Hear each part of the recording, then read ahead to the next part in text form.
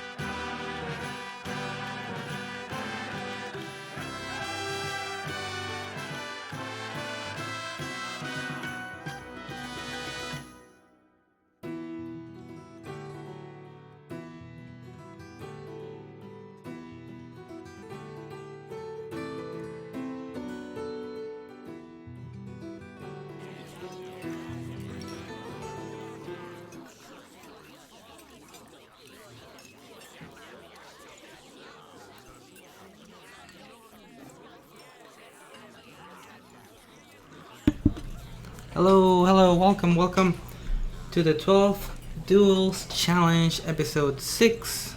We're going to be covering some games in the underworld and the overworld as well. Some of these contestants have a final chance to keep their run alive. Notoriously Pyle, who as we know suffered a defeat by Pingu in a very big upset, so he's here in the underworld trying to make up for it, but he's facing Arilu here. So let me quickly bring up let me see, where is this? 1 second, guys. Let me bring up how things are looking right now.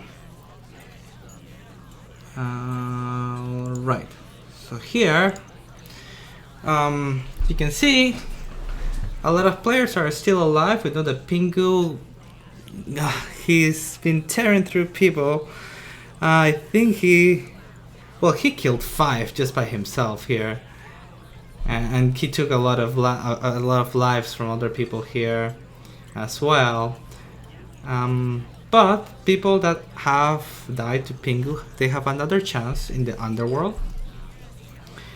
And so what we're going to do right now is we're going to cast live some of the games in the underworld.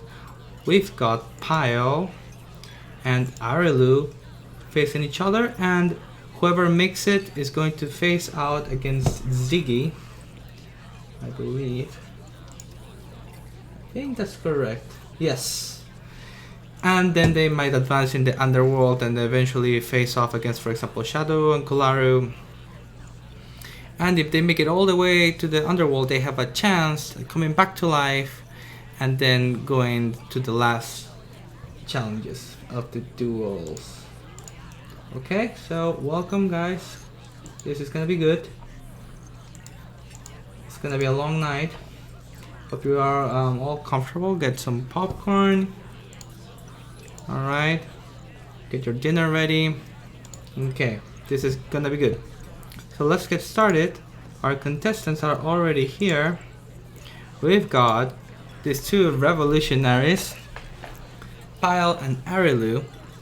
And okay, it's a best of 3, I believe. Jen's gonna have to confirm that with me. Okay, we should be good. Whenever they want to start, let's just get the ball rolling. Let's do it. How are you guys doing? I don't know if my chat is working, but yeah, say hi over there if you're here. Welcome. Let's see. Let me see. Anyways, seems like they are not ready just yet. Gentlemen's here in the chat.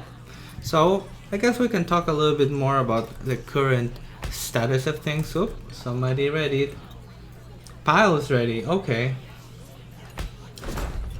How do I feel about my chances? Well, you know, if Pingu did like that, You know, just killing so many people. I'm feeling pretty good. I think I'm gonna have an easy job this season. As our lineup of duelists just seems so strong. Okay, so let's jump right into the game. Oop. We've got in the top Arlo playing as Hopper, which I very much respect, and in the left a legend himself. We've got in the blue Pile. Okay, so you know what? Let me turn on in-game music.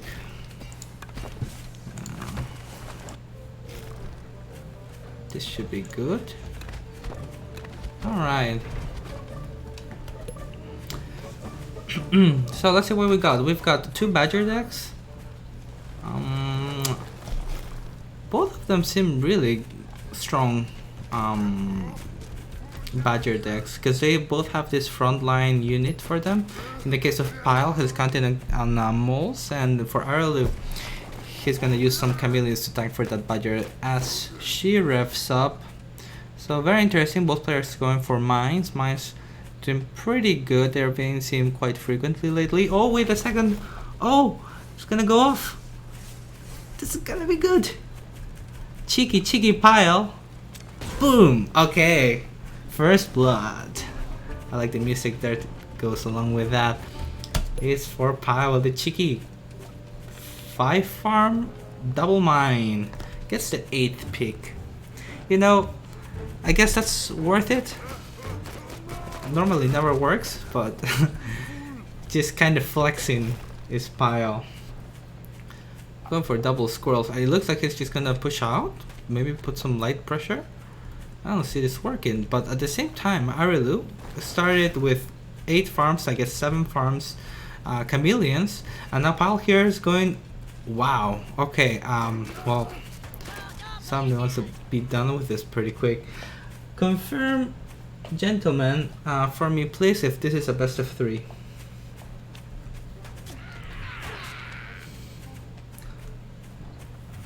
Okay.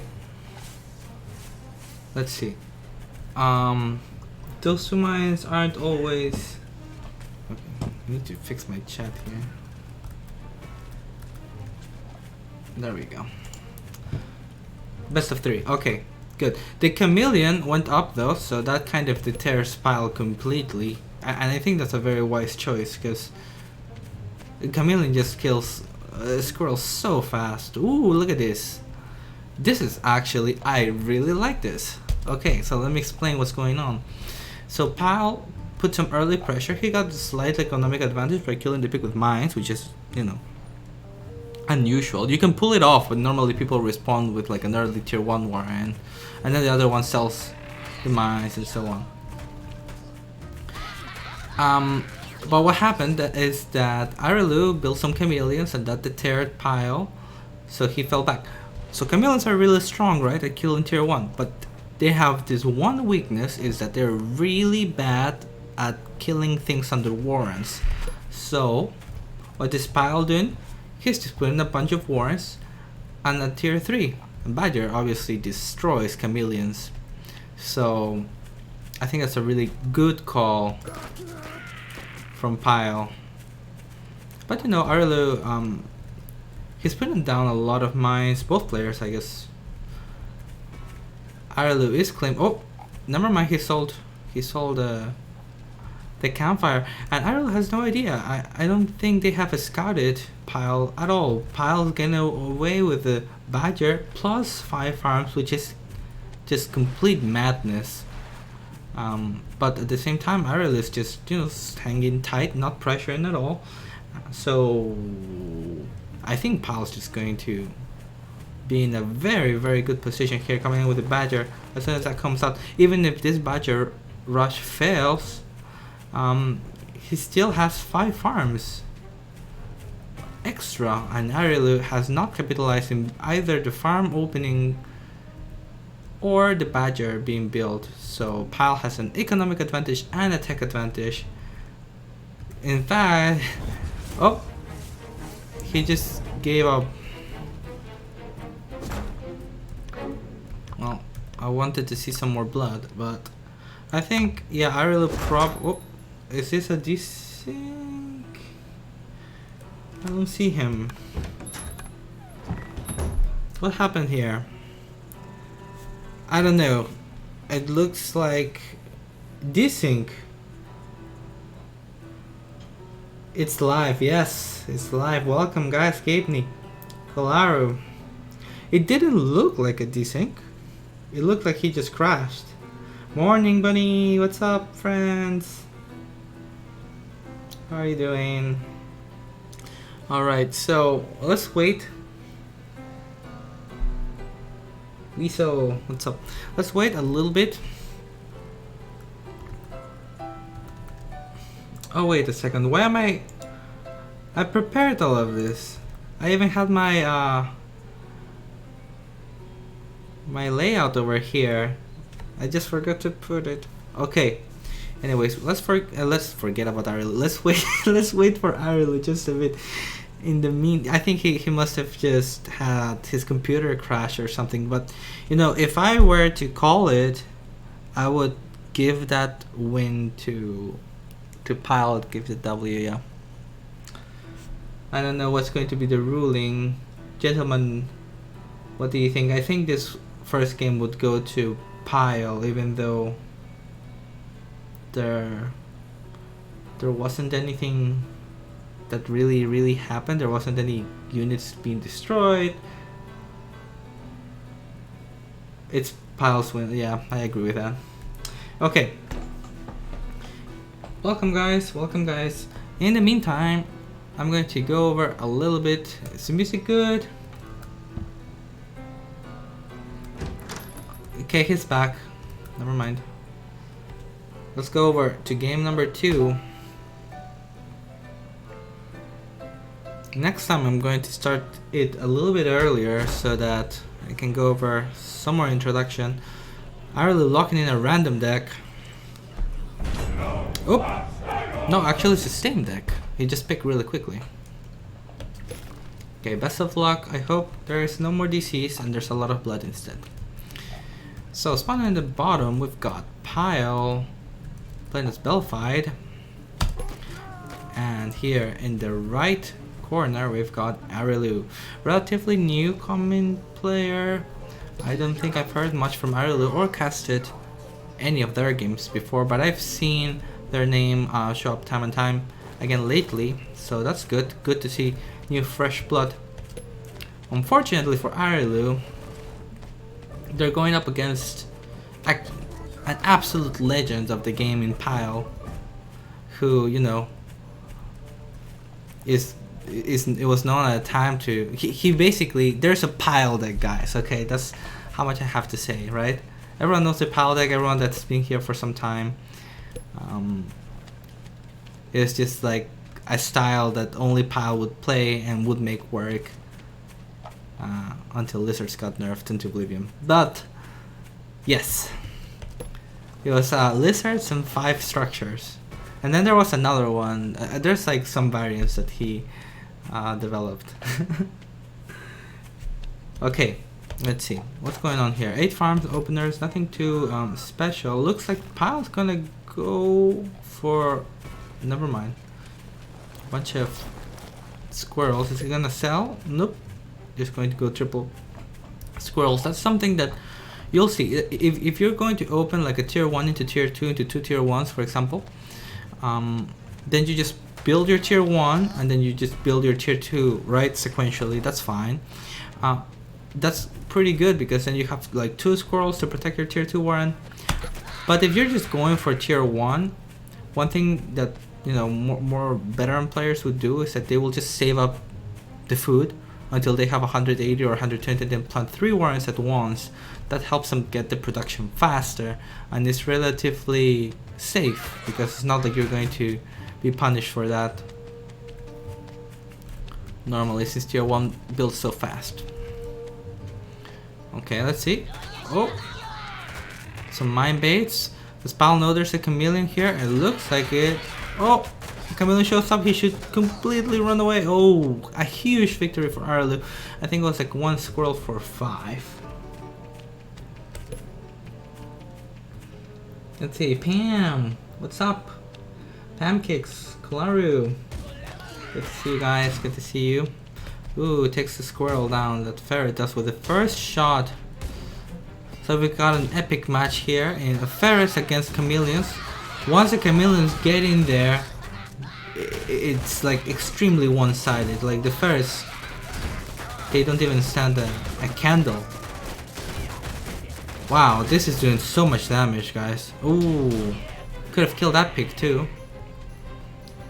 Decides against it, and Arilu lost both chameleons here, but moving into Squizzer, which also is extremely good against ferrets, so we'll see what happens. I don't know, like I don't think this ferret strategy is working out at all. Once this second chameleon comes out, oh, don't commit, wait for the cam. Yep, good call, good call. Okay, now the chameleon is here. Bring it to the front. Bring it to the front. Ooh, dancing a little bit. Gonna lose a couple units there.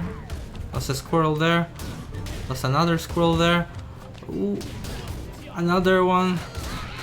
That's 3. Okay, this is one way of dealing with chameleons. If you have ferrets, you just bait them into the mines, because the mines are so good against chameleons. But these chameleons... Okay. I'm curious. Yeah, that was a perfectly even trade, actually. Whenever it's an even trade, it sucks. For the player that's fighting the ferrets, because the ferrets can very safely poke.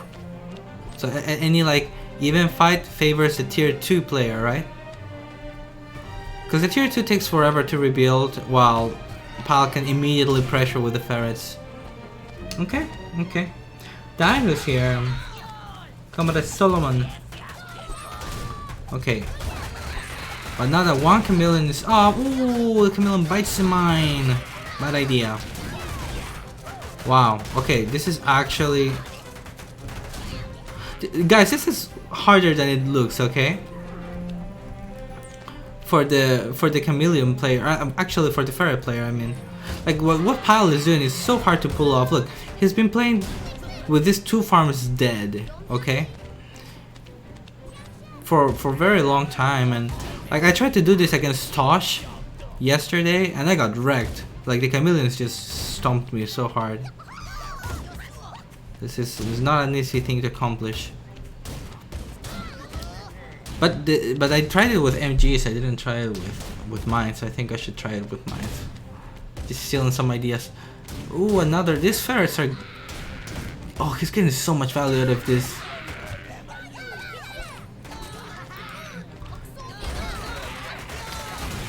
I think...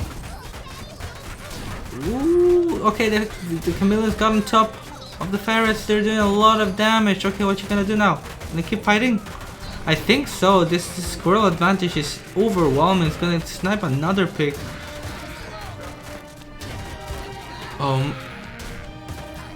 Down to just 1, so he just cut off his income by half, and this is the one pig that's going to die very, very soon. And there he goes. So now Pylos is starving. Well, Ireland still has 1 farm. Oh no, the units are out of position. They're out of position. Both players are starving, but Pylos starving first. He does have the starvation farm. This chameleon is drunk. Attack the units. Attack the squirrels. Attack something, but not the mill. Oh, playing whack-a-mole on that ferret. Okay. Both players are starving. 20 something seconds for Pal, but he does have the starvation farms. He does not have a starvation farms. Oh, this is gonna be close. This is gonna be close. He's just going to avoid the... Pyle, get your farm! You're gonna starve! No! I'm playing the... No! Pyle starved! He had farms! I was actually pressing the burrow home button.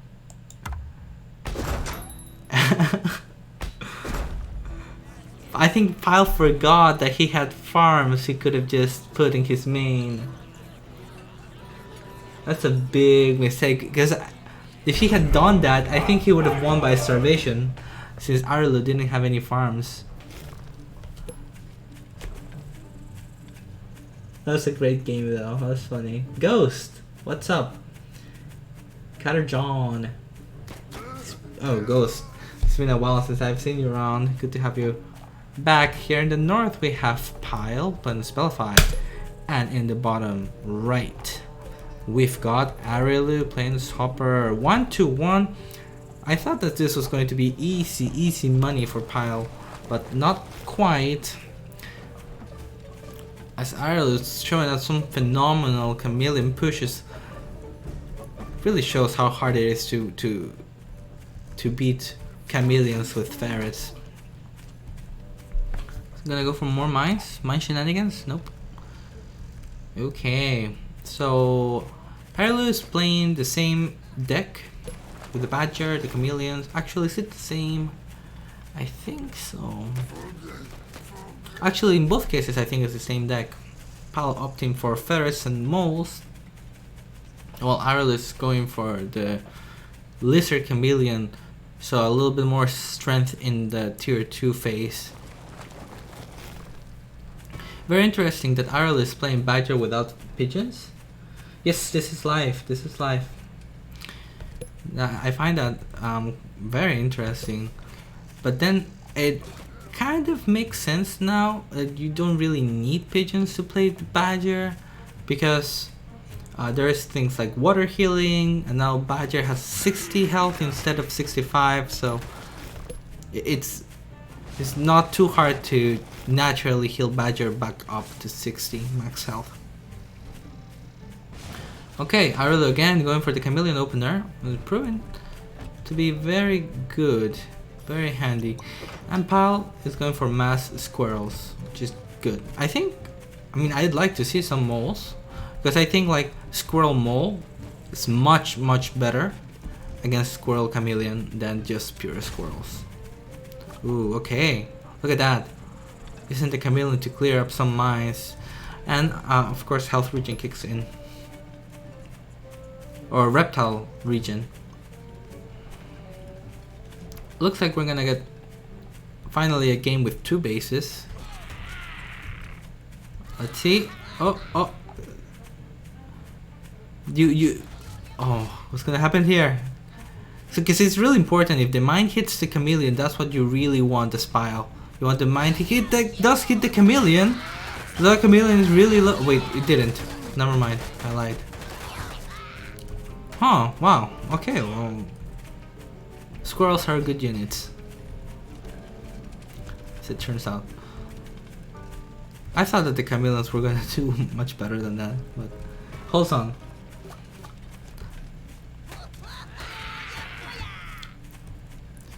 Mines are strong, but they're hard to set up since they just get blown up by 1 or 2 squirrel shots. They have 4 health right now, so I think it's 4. Okay, so both players are equaling up, and I think this will be a very good moment for Pyle to tech up to ferrets. Does Pyle want to actually fight this? Because I don't think this is gonna go well for him because of the chameleons. Yeah. Oh, hits the mine on the way back. That really hurts. Yeah, that fight went way better for Arielu, as you can see here in the graph. I don't know why my pointer is not showing. It used to show always. I think ferret and mines is the way to go here. Oh, or badger, I suppose. Arielu already has a badger halfway through. This is the correct call from Pyle. I think he's going to get his badger out right on time, especially because his mines are gonna buy some time. So yes, if he had gone for ferrets, he would have been so dead. Definitely a good call. Ooh, that's 40 foot for free. Okay, Arilu, no red plugs, please. Oh, okay, I got no. I'm getting scared of this pauses here. There's 40 food, but now for the other side, players are really prioritizing mines right now. Mines are very, very handy. Oh, look at that! That squirrel was tankiest squirrel ever. Now Ariel is mixing in some falcons. Yeah, I think Pyle is going for the more economic route. The thing is, I really think there's only these 5 farms. He hasn't scouted that. So Pyle has a lot more money in the bank. Let's see, now the Badger comes out. Is the Badger gonna hit some mines? Oh, smart! Takes the route where there cannot be any mines, right? Because there's a gristmill over there. Alright, come on, rev up, rev it up! Rev her up! Come on! Bring it, the Badger Rever! Oh, I think, oh, I really could have used the mill to rev the Badger. Alright, let's see. This is it, guys. See whose micro is better. Oh, it's close. It's close. Oh, yeah. Okay, this is my... Thanks for the support. DJ! What's up, friend? 19-month sub. Thanks. Good to see you again. How's it going? Yeah, this is the 12 Duels Challenge tournament. Somehow, the game is not over, because normally when this happens, the games are just over. Ooh, look at this mines though! The pigeons as well! This is the problem. Ireland does not have any pigeons, and I think Pyle is just gonna have a very technical win. Look at this, just not losing anything with a superior micro here, just revving up. He's going to just rev up, and now once this Badger is all revved up, it's going to be almost impossible to challenge her. It's a fully revved up Badger, and yep, the other Badger falls and just Pyle wins. I think just it's like a micro victory, you know, or well, it's a major victory, but through micro, if you know what I mean. Also, yeah, Ireland, it really hurts that they don't have...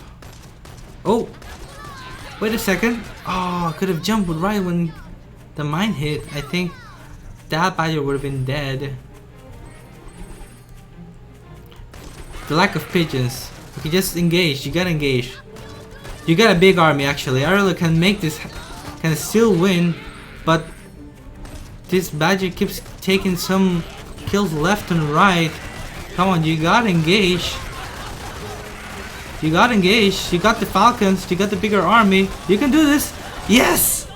And Arlo takes down the Badger when I thought that Pyle was... What is going on? I have no idea. I just lost my job as a caster. I'm terrible at this. Gentlemen, why you bring me here? Okay.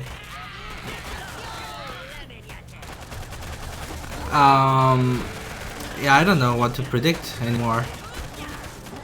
I would say that Ariel is winning, but now there's a huge swarm. Wow, okay, never mind. Ariel is actually going to eliminate Pyle. Somehow, Pyle, even though he's in good form and he's like extremely powerful, somehow is going to be eliminated as in the fastest possible way in this tournament, losing 0-3 to Pingu, and then being eliminated by Ireland in the first round of the, what you call it? The 12 Duel Challenge. Or maybe not. I don't know, because somehow this mill lived. Actually, I know Pyle has 6 squirrels, And Naruto. Come on, oh my god, what's going on? I don't know. I can't cast anything. Naruto really needs to sell this Falcon warrant. The Falcons are not gonna cut it. Like, I would just sell this. Naruto has this game in the bag, guys. Like, he has this game in the bag.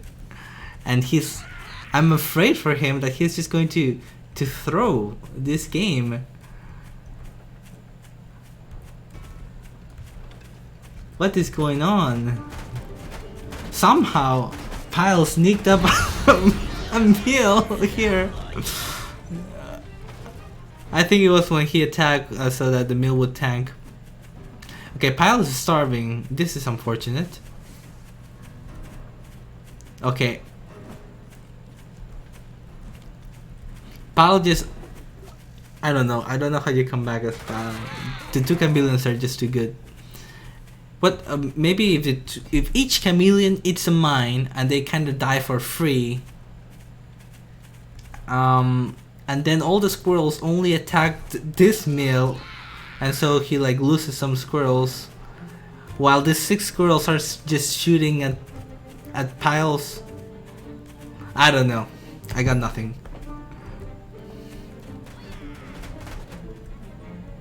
Wait, oh yeah, this is good. Kills a couple of pigs, right? The pigs are away. Oh my god. Oh, he's gonna make him starve. And now he's going to just buy time. Okay, no, guy. What's going on? Okay, finally sells the falcons. But surely, there's no way, right? Surely there's no way. Like, these squirrels are trapped. 3 squirrels are so much right now.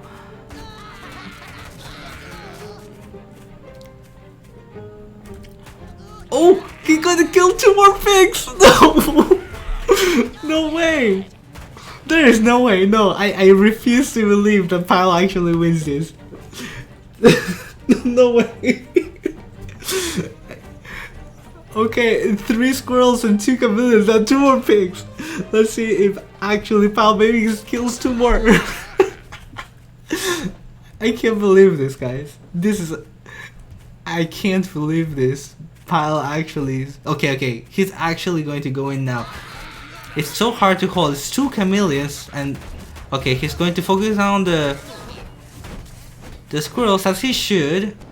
Now there's only one squirrel. But there's 2 pigs. Actually, you need 2 squirrels to be able to kill that. Okay, Arlo has had enough. Like, he's going to just eliminate Pyle in a completely hilarious game. This is one of the funniest games I've seen. What just happened? My eyes.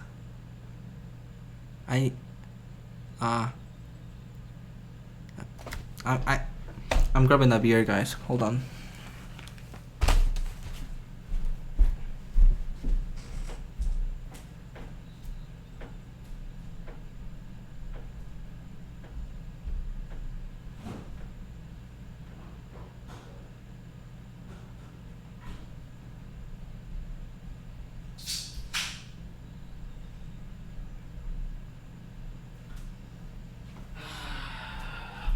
This is the stuff. Okay. Well, let's see if I can use this. Let's get out of here. Okay, so Zig is waiting, but hold on, let me show you guys what's going on. Okay, so this... Alright, so Pyle, believe it or not, guys, he's dead. Do you like that? You see this? Look, he's dead. And Arlo, he's going to advance and play against Ziggy. So we've got Arlo against Ziggy here. See who makes it, you know, a little bit further into the underworld. I can't believe this. This is so crazy. I have to change this as well. Alright, and I think we're good to go. Ziggy, whenever you want to go. So actually, Pyle went 0-5. Well, he went 1-5 in this tournament. And the one win that he got was actually a disconnect. Okay. Talk about a bad luck streak. Okay. Okay, the win was legit, but it was still a disconnect, you know. I mean, he would have won it though. He would have won that game. Okay, we've got in the left. Oh, actually in the center, Mr. Ziggy playing as the QM, the quartermaster. And on the right, we've got Arilu playing as Hopper. Arilu's switching it up though.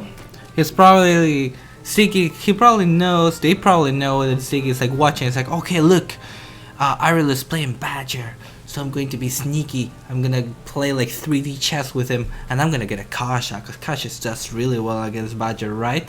And Arilu's like, you know what? I'm gonna bring a boar. Sneaky, sneaky. Cheeky, cheeky. Okay. Oh, this map is interesting, to say the least. Ziggy's got like a moat around him, and this really safe meal here in the all the way in the corner, while Arilu has to expand here right beside him, but he's got some high ground to protect. So very interesting. I think like this is like the perfect map for ferrets if you're playing as Arilu, because you can just bring your ferrets over here and kill this thing. But he does not fancy ferrets. I haven't seen Arilu play ferrets so far. We'll see what happens. Both players still opting for mines. Apparently mines are the most popular defense right now. Which is very interesting.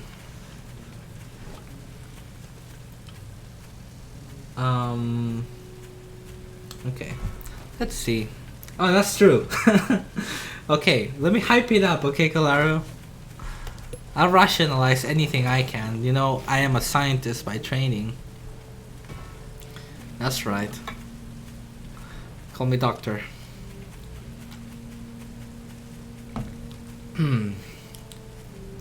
This stuff is good. Okay. So, Arilu is going to do the same opener here with the squirrels into chameleons. I think this is one of the strongest openers in the game currently, as chameleons pretty much beat anything early game. There's nothing as strong as chameleons for the early game.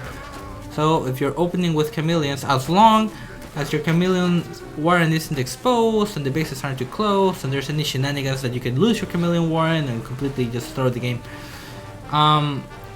Chameleon openers are very, very strong. Both players in fact are opting for this.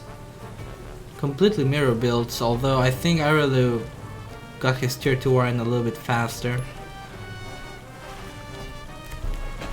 Guys, I'm still shocked. I can't believe that game. And Pyle pretty much got like 4 or 5 farms for free in the late game shenanigans that happened. This is so unfortunate though. Pyle was probably one of the strongest contenders to win this event. Well, actually good for me because I don't have to fight Pyle this season. My brutes did all the dirty job for me. We gotta promote Pingu. Okay. What's going on here? Oh, I think Ziggy wanted to be sneaky with the chameleons, but actually he would have just lost his chameleons because Harold's chameleons were also there. This is confusing to cast because chameleons here, chameleons there. Ooh, he's gonna get the high ground. gonna get the high ground, but Siggy has pigeons, so it's not the worst situation for him. Chameleon versus chameleon. Chameleon and chameleon action. Save the chameleons!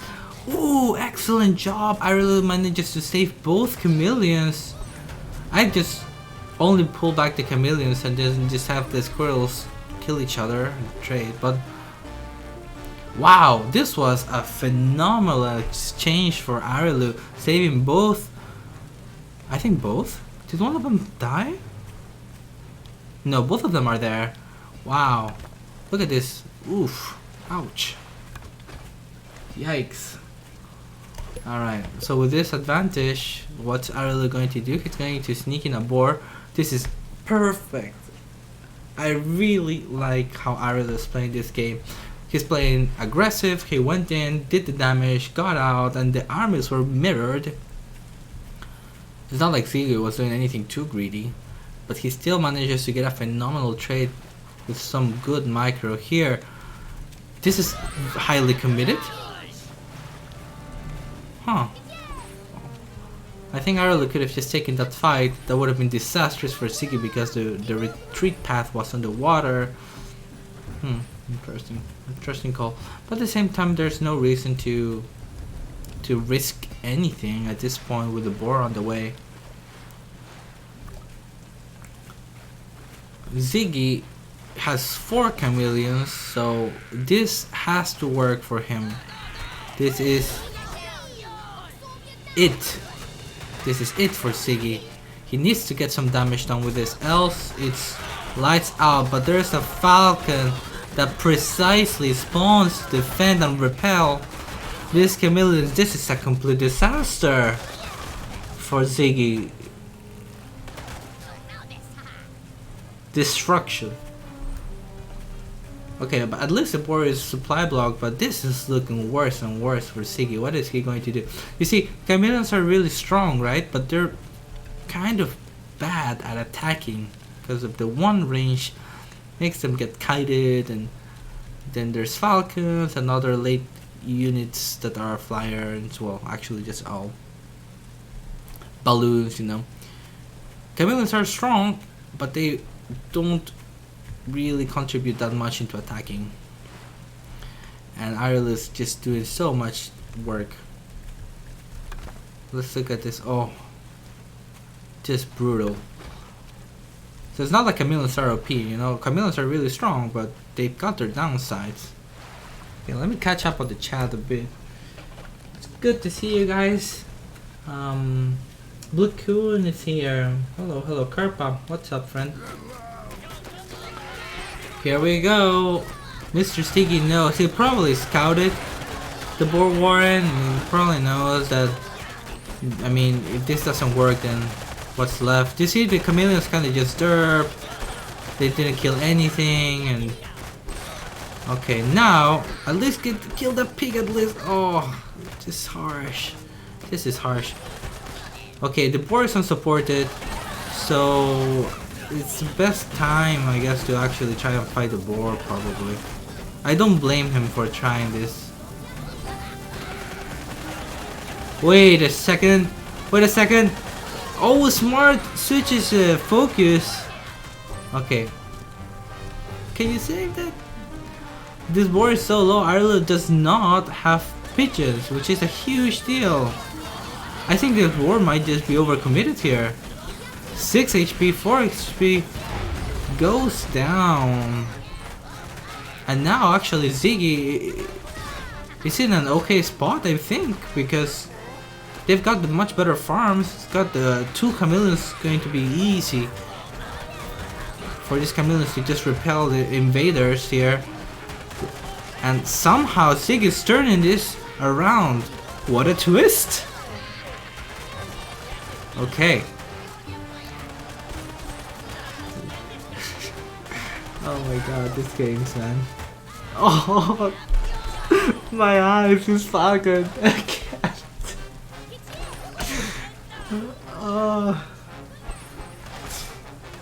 Oh my. I can't believe this is happening, guys.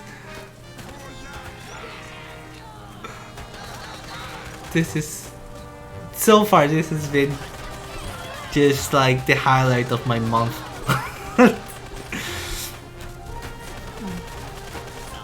What am I watching?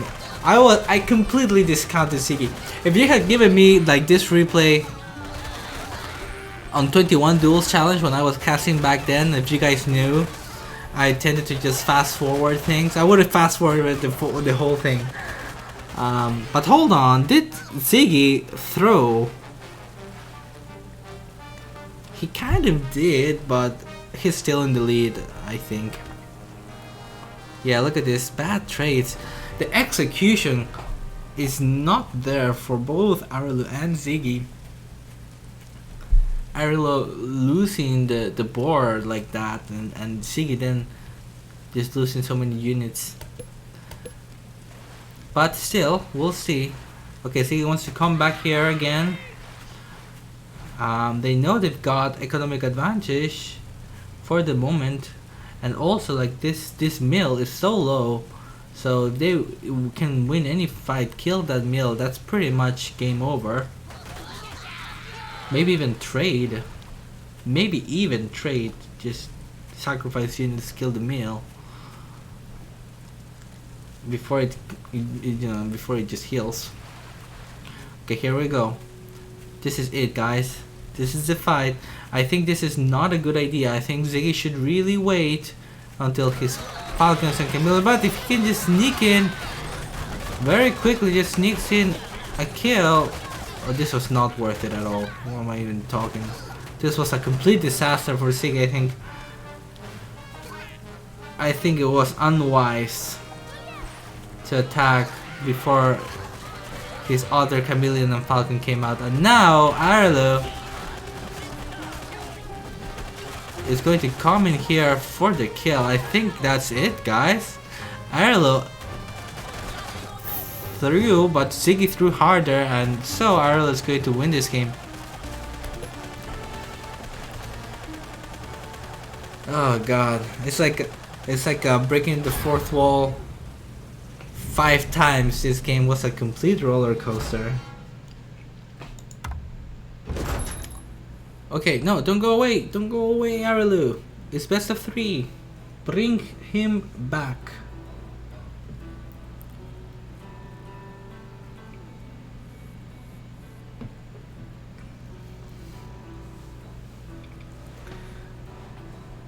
Who won? Oh yeah, wait a second. Arlo won. Arlo won, so he's 1 up against Ziggy, but it's a best of 3. So we need him though. Let's bring Arlo. I don't have him in the Discord, so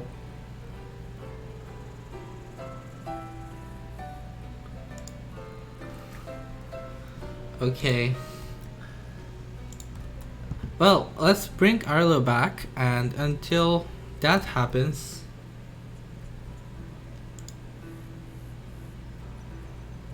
wait, what? Really? I thought that Arlo just won. Did Arlo not win? Oh, what do we do then? What if Arlo disconnected? Because Arlo clearly 100% would have won that. There's no question. He was just killing the Warrens, and Ziggy had no production. Ziggy did not surrender. Ooh. 1-0 to Arlo though. So here, Gentleman, the gentle judge, is ruling this for Arlo, which I think it's fair, because unless, then again, he almost lost that game against Pyle. Remember that game against Pyle? Okay, game 3. He almost threw that one, so okay, but Gentleman is ruling this game for Arlo.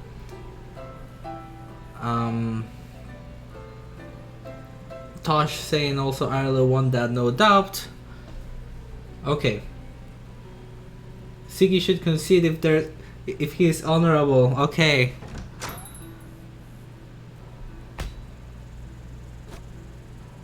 There's people that say that everything is fair in love and war, but we're going to give this game to Arlo. I think that's the gentlemanly thing to do. We're all gentlemen here. So, Arlo is up 1 against Ziggy. That's good, that's good. Ziggy can make it. We'll see.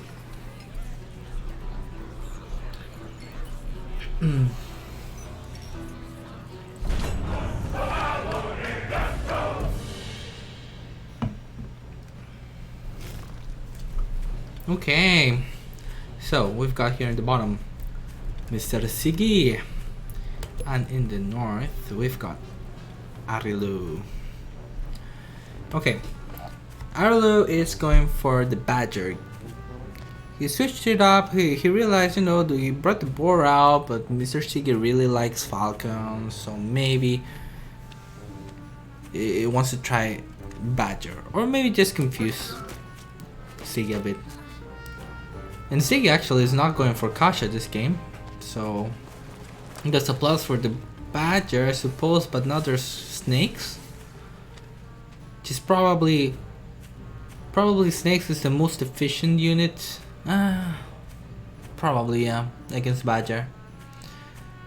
Falcons are amazing. Yeah, probably, you know, I like Falcons more against Badgers and snakes more against boars, if that makes sense. But okay. If you can get to that sweet number where you get like 6 to 8 falcons, you can repel Badger pushes like so easily. Might as well sell the Badger at that point. Okay. So this map is curious, and it's very Irela favored in a weird way though, because I mean, Ziggy can expand here to the left, which is risky because, well, it's risky, right? Because it's so far away. How are you going to protect this corner from lizard attacks? But the main reason is that Arlo can more easily expand here, and this mill is like the cornerstone of this map. It's like double high ground. It's in the center. It like oversees all major entrance paths. It gives you access to this right 2 mills. So like if I'm playing this as Ziggy, I would just fight for this center mill, even though Arlo has a better claim to it. But what, like, I feel like it's so hard to attack this mill once it's been fortified with defenses and mines and warrens. Seems harsh. Looks like a 1 base play is in order for this game if you're Ziggy. Ziggy is going to take this expand, which I don't mind. I mean, Ziggy doesn't see any lizards, that's good. But some, like, if Ziggy sees this, say there's like 8 farms over here, and then Ziggy makes a short, like a small squad of like 9 lizards, 6 to 9 lizards, just kills pigs for free, pretty much. Let's see. Gentleman says, big map advantage indeed, with a double high ground natural in the center. Yeah.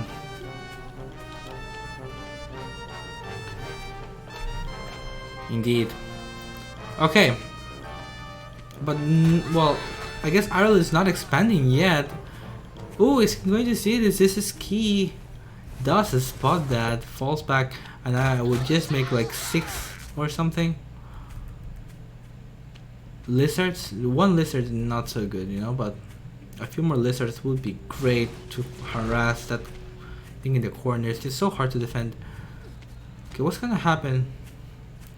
Oh, it's just gonna go for the throat, it looks like. 1 lizard just gets killed for recklessness. And currently, Mr. Ziggy, with the better eco and also the bigger army, just crushes through. How did that happen? I don't know. I'm confused. Okay, but now it looks like Ziggy overextended. This chameleon is just taking heads. Whoa, and then now the lizards here gonna kill all of these pigeons for free. Can they attack? What? How does those pigeons get home? I'm so confused. Okay. Those were like the slowest lizards ever. Okay. Come on, turn.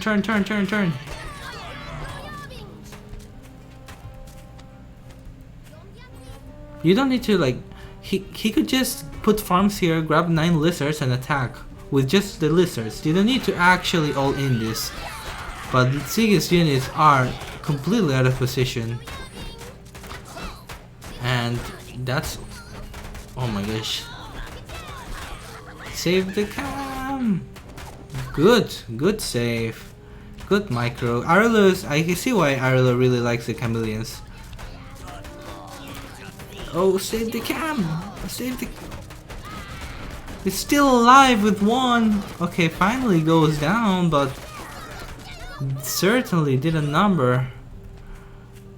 Kills some warrens, a couple of farms. Okay. I do like the inclusion of the snakes, but without any support, they're just going to die, and I think Arlo is going to take this to... Oh, because... Oh my god, Zig is... Yep. He calls it. Arlo advances. In the underworld, aka the loser's bracket of this tournament. Not quite, but you know. Okay. So I think that's that. Now we're going to do some replays. We've got a few people runs that we're going to see. Split, Gustav, Dooku, and Cyril. So let's get right on. And this is no longer, by the way, this... Let me bring the thing up again.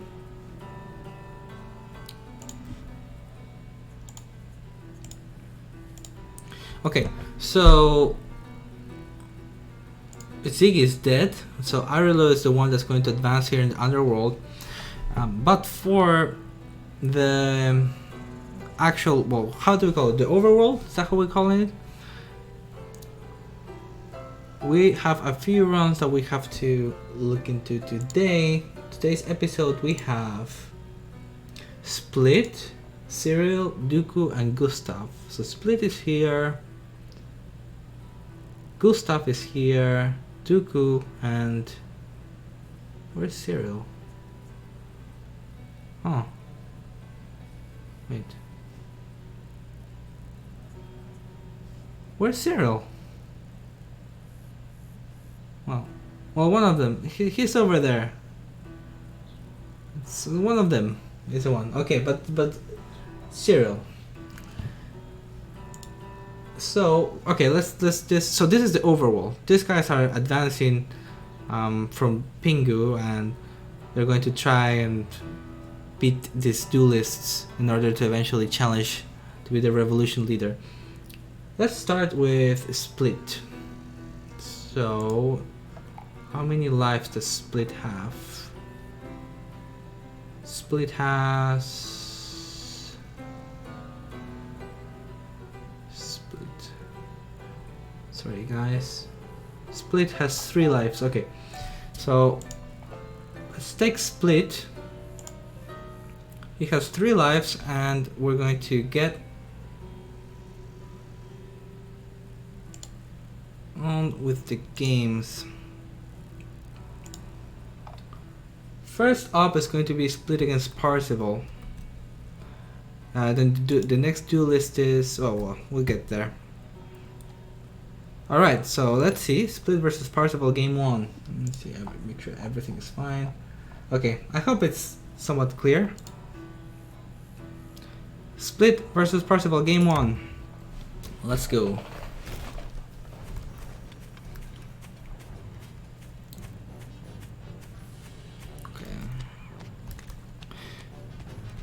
I gotta update my thing here, but I'll do it in a bit. Spawning in the south, we've got Percival Bayou, and on the left side, we've got Split playing as Archimedes, and with a weird 5th positioning. Okay, let me update these names.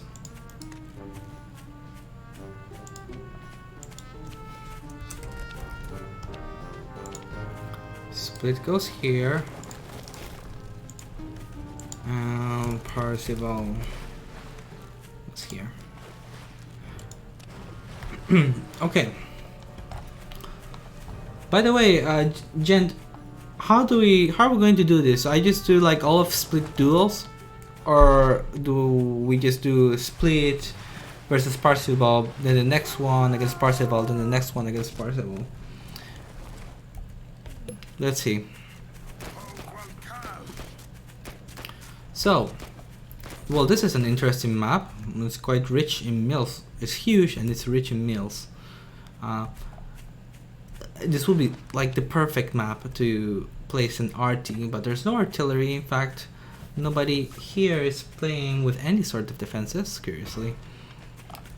Yes, Split's rocking the wolf, which is not something that we see that often. Most players currently relying on boars and badgers. Parzival here is running a boar deck. So Parzival has been in the scene for some time. He's been in the main roster of duelists for the past 2 seasons. He's done really well.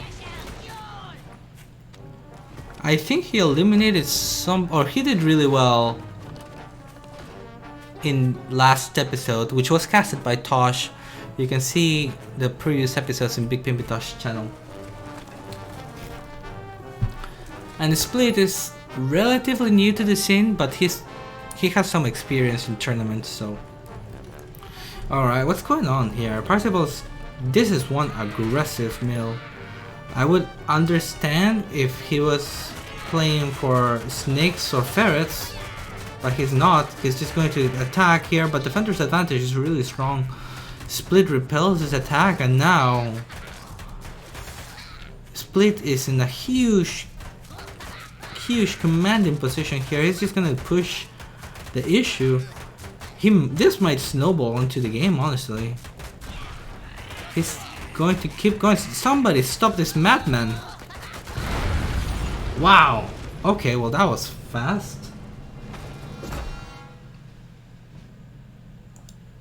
Okay, so I'm going to do it by challengers. I think that makes more sense because this way we can follow the narrative of Split. So Split, oops, my bad. Split advances. So the next one, if I look into my graph, let's advance.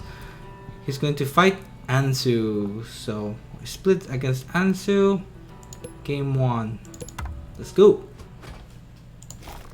That was brutal, by the way. Split, like, you know, Parzival did one mistake, Split just chop his head off. Oof. Brutal. Let me update here.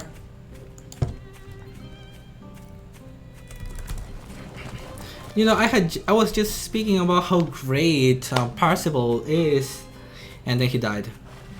So, responding on the left, we've got Split, the revolutionary candidate. And on the right, we've got Ansu, mini boss. Split is running the same deck as previously.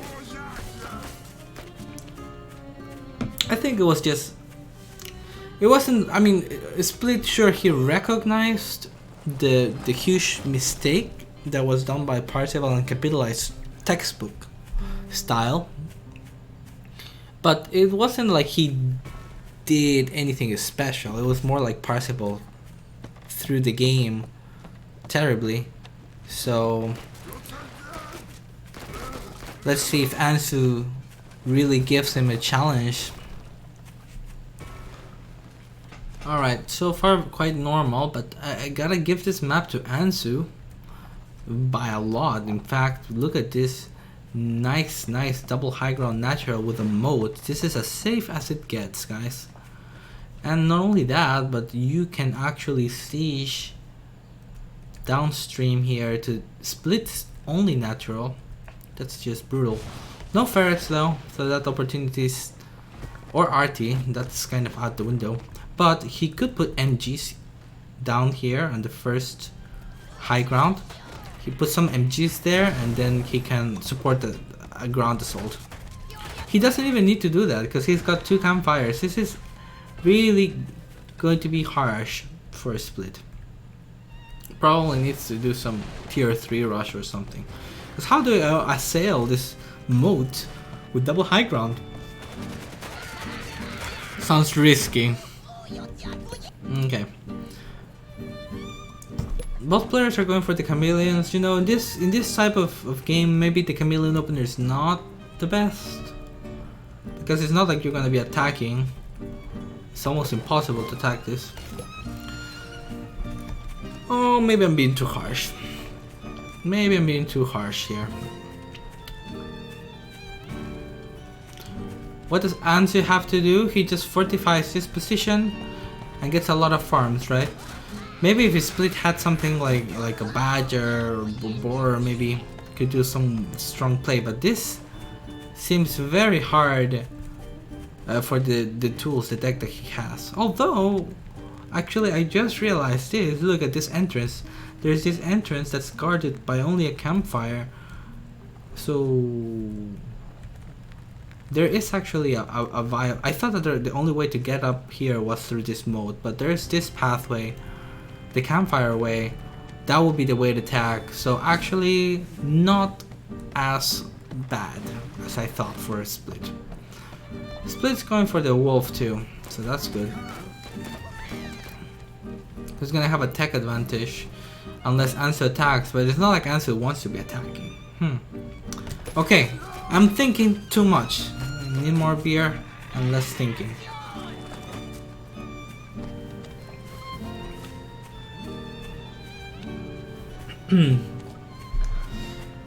Let me just chill for a bit while we see these guys equal it out.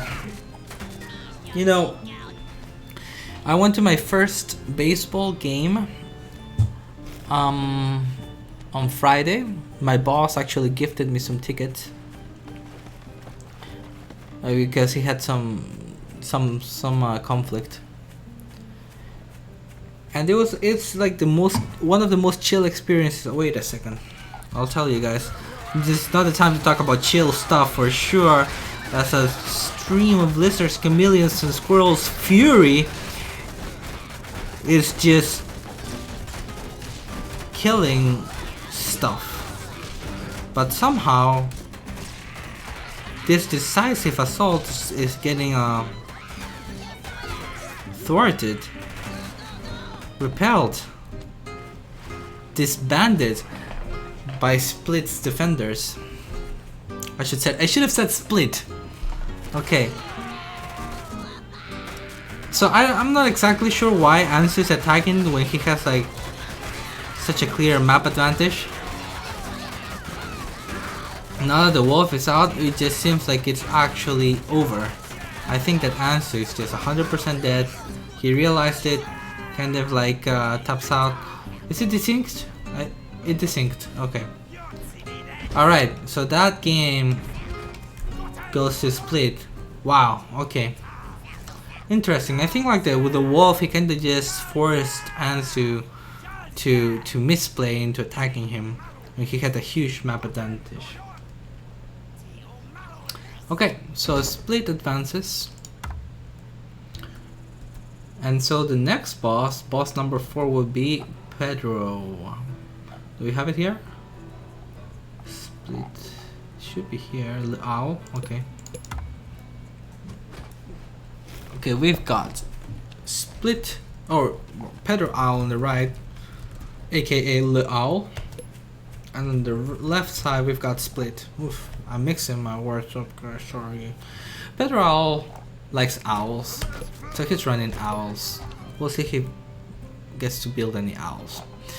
I don't see why not. He's got a nice expand. You only need 2 bases to get a nice late game owl heavy army. So this is a pretty good style also for newish players. So if you're interested in playing with owls, this is a pretty good deck for it.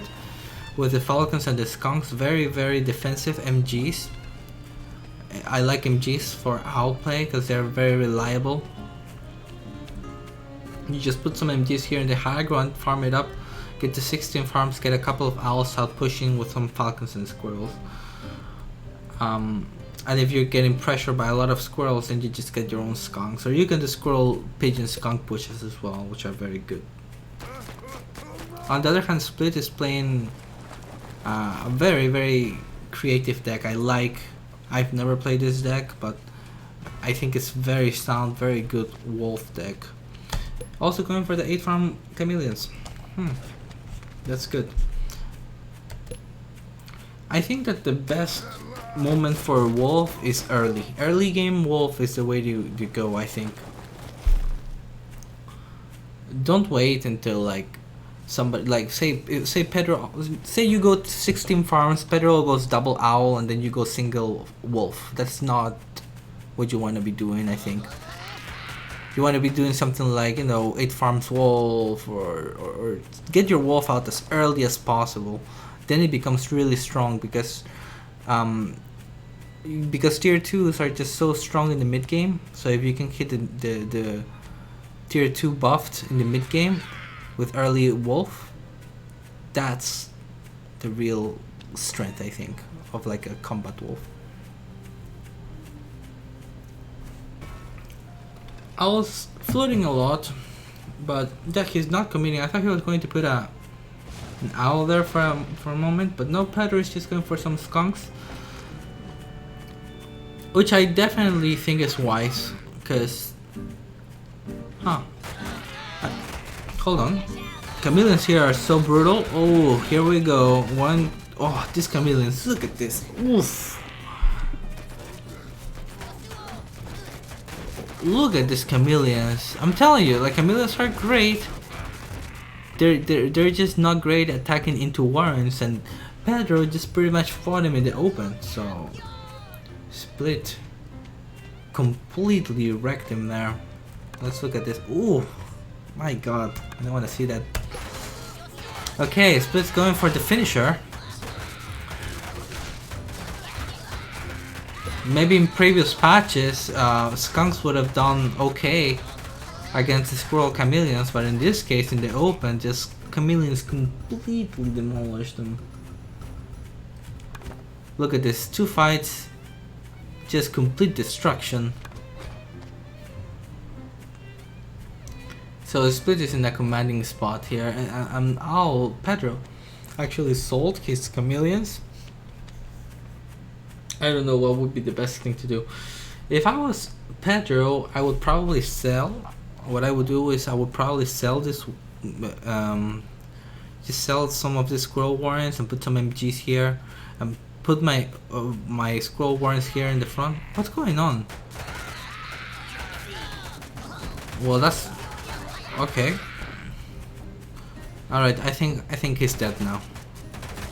But yeah, but Split was already so far ahead that, yep, he sees the units, it's like, okay, is that all you got? You're dead, bro. Just kill the mill at this point, yep.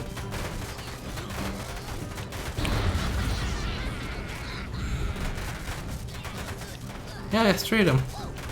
Okay, and Pedro is dead. I think it's another DC and he ulted for it. Okay. So, Pedro. Split advances and he's going to face off against Gapney. Okay, wow. In the left, we've got the duelist Gapney. Okay, Star Commander. On the right side, we've got Split. Split, guys, is on fire. Oh, I didn't even change the name here. Wow, that was... okay.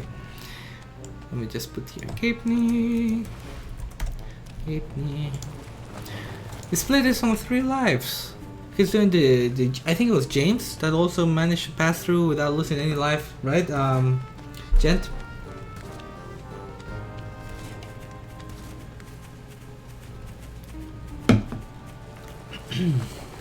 Okay. Yeah, he's doing good. Let's see if Gaming can change some things up here. Squirrel, pigeon, mole, falcon, skunk, badger are very solid. There's like 2 badger variants right now at high level play. There's the badger variant with chameleons, and then there's the badger variant with moles. I think both are really good. The split, Kasha, playing Kasha, which is really exciting. I think he realized he's not even using his wolf, so might as well try Kasha. I think Kasha is in a very good position right now because falcons are so popular, and Kasha is just the best unit against that. Okay, let's split with the chameleon opener. Chameleon openers all day. Gonna lose a squirrel? Loses one squirrel. Almost loses another one. That was risky.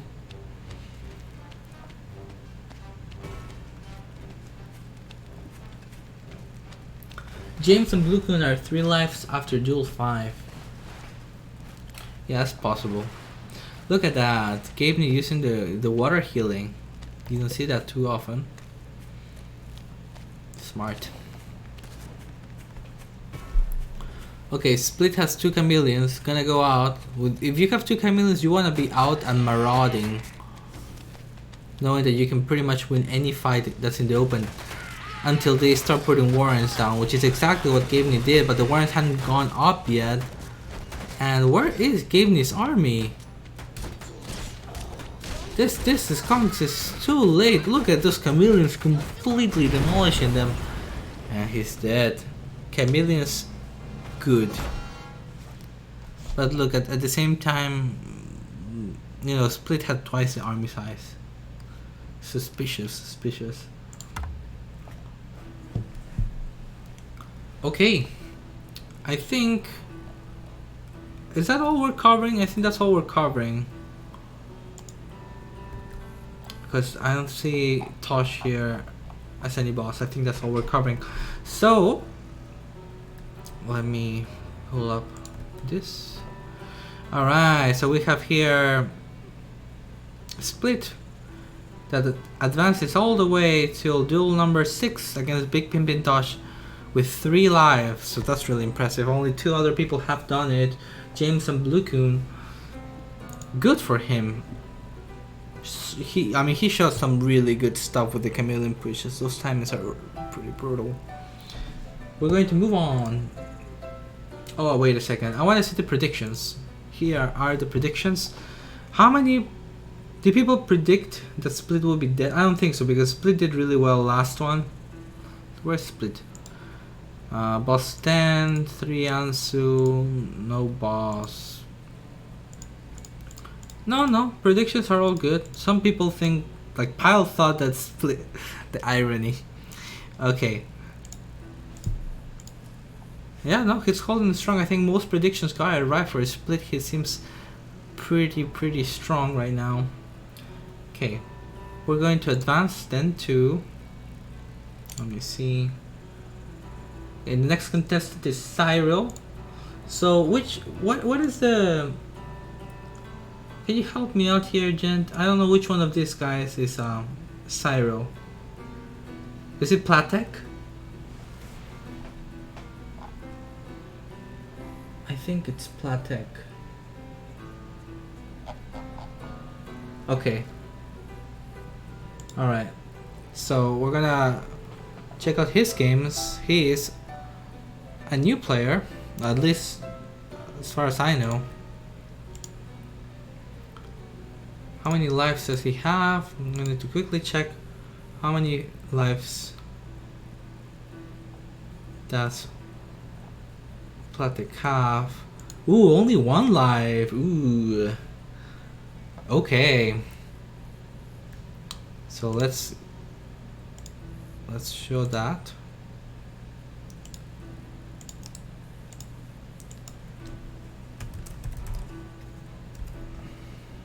And Cyril is going to be facing off against Parzival.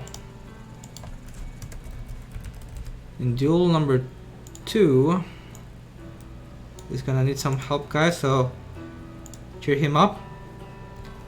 Only 1 life remaining. Let's see how good he does. Cyril against Parzival when I find him.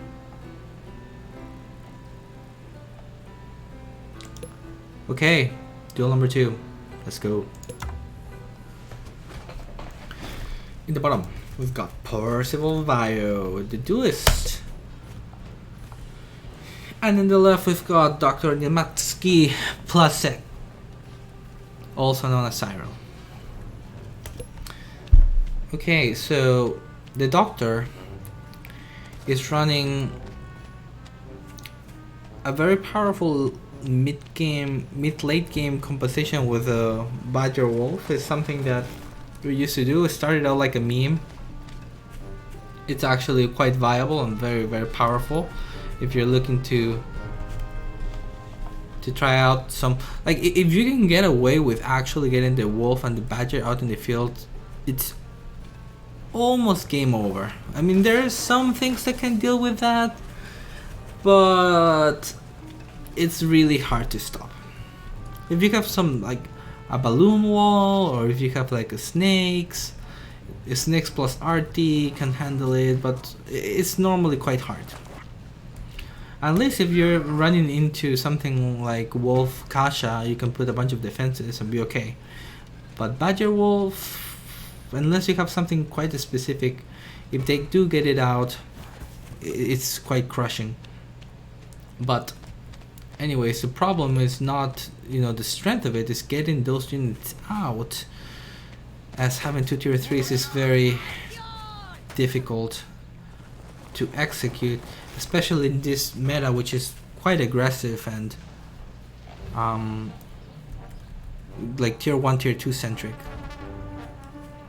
Okay, so that's my analysis for Platek's deck. If you hadn't seen that, give it a try. It's actually quite fun.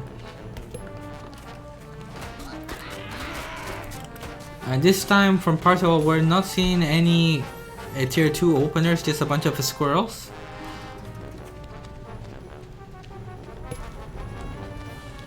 Alright.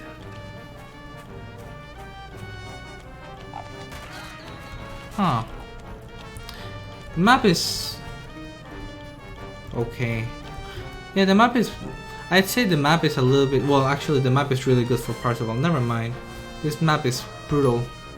He could just farm his way up. But he doesn't have any tier 3, so we'll see how it goes. Some of the snakes would have been good in Parzival's deck. I think that the main weakness of Parzival's deck is going to be against tier 3s if they eventually get out. Not much happening. 3 farms here for the doctor. 2 farms for Parzival. They're just ecoing up passively. Not something that we've seen much today. Alright. Precisely because of these attacks, just picking up pick for free, then the squirrels kind of just derped a lot. Lost another. Oh my god, what a crushing attack from Parzival. I think he's dead. My god. That was savage. Jesus.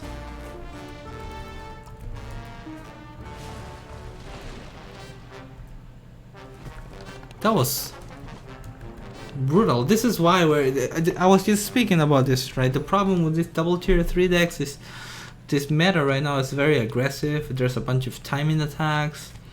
And this is exactly what I was talking about. Like, Parzival comes in, kills 3 picks. I think it's just winning right now. These chameleons are good. Comes in, trade, kill some pigs now, and I think he's done it. We've got a victim here. Cyril dies. Ugh.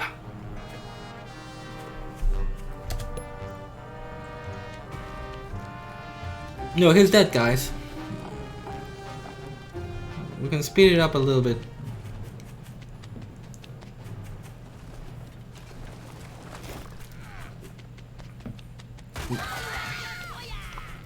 Alright, a last hurrah for Cyril, but he's not gonna be happy at the amount here of units coming in from Parzival. Completely demolishes. But that being said, it's not like Cyril is out of this tournament. He gets another chance in the underworld.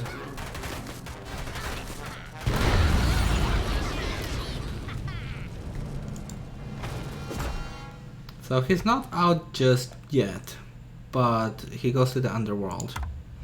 Okay, rip. Let's see how the predictions looked for this. So Platek, a lot of people thought that Pingu would just kill him. Pingu almost killed him, left him limping. A lot of people here got it right. Shronel, Yaris, QQ, Dino. Wow, okay, that's actually quite impressive. Spot on. Parcel just killing Platek. Okay. So he is now dead. Next one is something I've been looking forward to for a long time. I want to see how Dooku's run is going to be. How many lives does Dooku have again?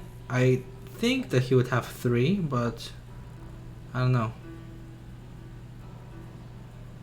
Starting lives, Dooku 3. Yeah, so he does have 3. Okay, let's see how Dooku does. Dooku against Parzival, game 1. Let me update the names. Oh, did I mess it up? Oops, my bad. Okay, so in the top we've got Parzival Vio. And the right we've got Dooku. So I update my names.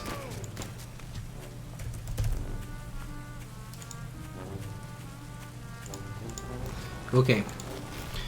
So Parzival really likes his heavy tier 2 decks.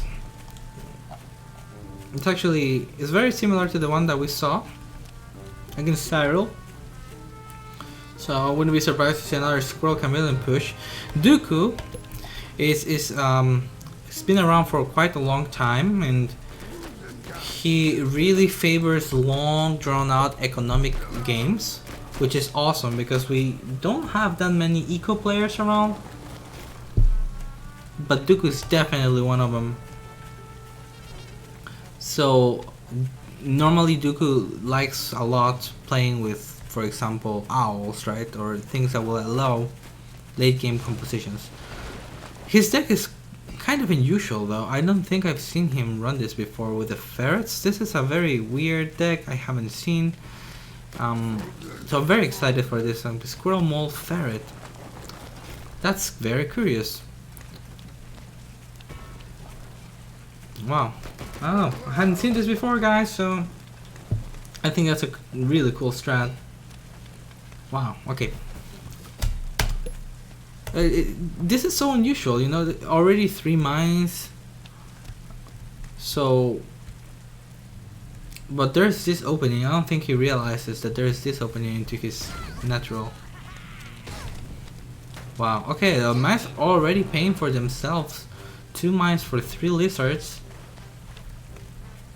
Dooku's gotta be happy about that. Ooh, my OCD is triggering here with the misplacement of warrants. Okay. And as I said before, like, Dooku enjoys eco games. You see already, he very quickly is getting extra farms. Parzival's, if he just scouts a little bit better, he would see the other entrance. I think that would be quite powerful. You sometimes feel like you're bashing your head against a wall when you play against Dooku because he's such a solid player.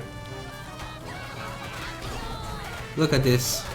2 great mind hits. Oof. So mine does, like, I don't remember now. I think it's 18 single target damage and 2 AoE. So Maybe it's 14 single. It's something along those lines. It does high single target damage and only 2 AoE, but it has a pretty large AoE. So if a mine hits a tier 1 army, that is absolutely huge. Like, for example, those mines hit like 4 or 5 units, so it kills one squirrel and then injures like 4 or 5 other tier 1 units, which is like 4 or 5 squirrel shots less to kill them. Plus they're slow, it's just huge. And now you can see that Dooku is taking a huge economic lead as well, building up a large squirrel mole army. This is okay. Yep, I was just going to say, he's ready to go. Like, this army on paper, it should completely demolish this. Oh, the moles. This is such a beautiful push coming in from Dooku. I do something similar, but I add in some falcons.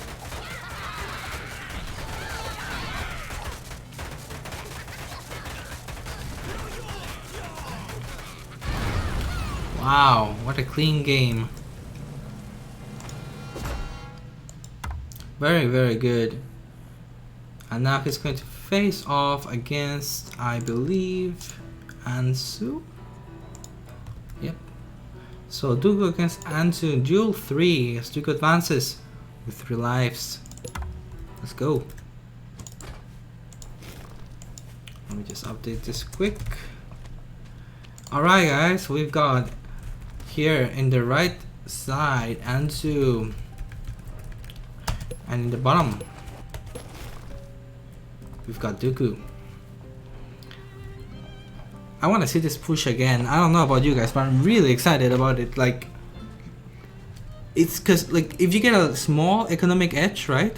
Like, this short trace that Dooku was doing into the squirrel mole timing, I think is brilliant. Because at that point, so if you attack too early, the defender can just like, okay, take the mill, you know, I just have the mill.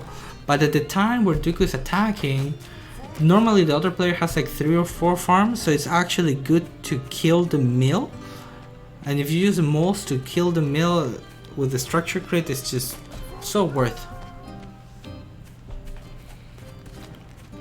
Okay, now let me catch up on the chat a bit.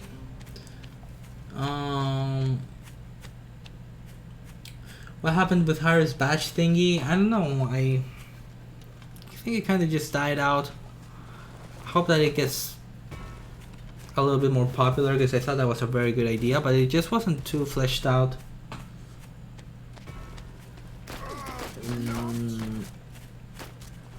Raven Light says 2 damage to single target. No, the mines do like, the mines do something like 18 damage to single target and 2 AoE, something like this. PM cakes, pretty large AoE is the only size AoE included in the game. Actually, the size of the mine it got changed, so it's actually a larger AoE now than it used to be. It used to be like a very small AoE. So, well, I don't know if you remember, but what would happen is that previously you would have mines that would just kill one unit and not do anything else. So it was very unreliable. Now most mines will hit more than 1 unit if there's a clump of units. Previously it wasn't always the case. They had to be pretty clumped up. Ooh, look at that, Dooku mistake. Loses a squirrel, I believe, to the campfire. Okay, this time we see the ferret variant. Oh, I see, so he baits out the armies. This is something really similar to what we saw before. Ooh, so there we go. The mine hits and then he chases it. This is such a good style from Dooku. This is great. Oh my god, this is interesting. I think he should just bring the skunks. Ansu should just bring the skunks, because he's just gonna lose squirrels like this. Eventually he does lose squirrels, right? He should dance with the skunks. Oh, and now puts the balloon. So this is a great synergy between the balloons and the ferrets, because the balloons give a lot of vision. That helps with the ferrets, so you don't have to babysit your ferrets. They can just shoot constantly. And then your commander can just do other things. You don't need to spot with your commander, essentially.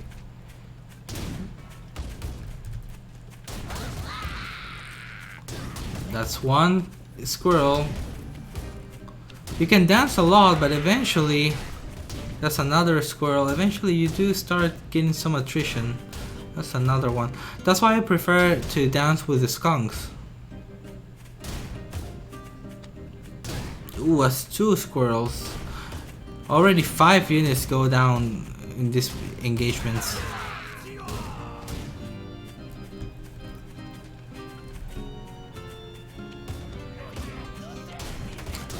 I think that's the tier 1 war, and these ferrets are doing so much right now.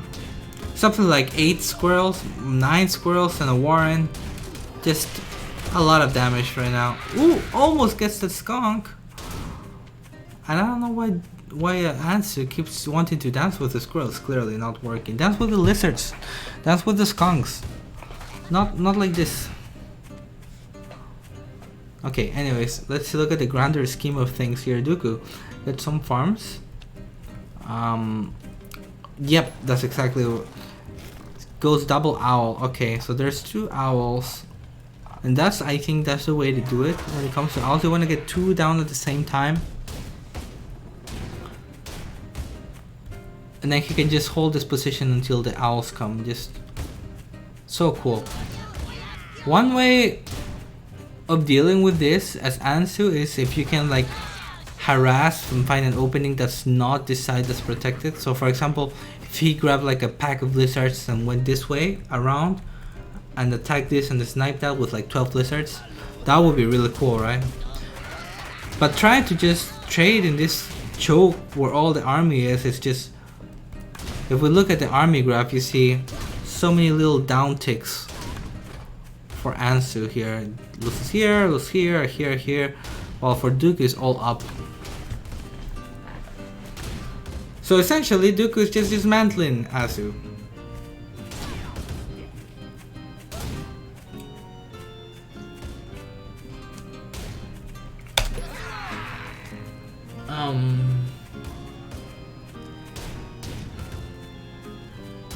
I'm going to steal this. I'm going to steal this mine ferret style. I used to do with machine guns, but with mines it just seems way cooler. There you go. Okay, so it's trying to find this, but ideally you do this while not being scouted.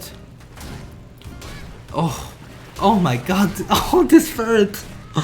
Oh my god, this ferret! This is so beautiful. This is like a work of art from Dooku.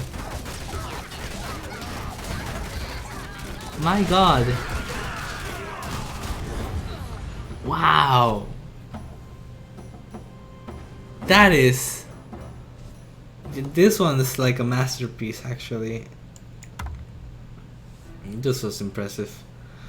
I guess I have to start getting worried a little bit for Dooku, but I'm not too worried yet. Okay, so Dooku's games are a bit longer just because of his preferred style. He's gonna go now against Pedro Owl.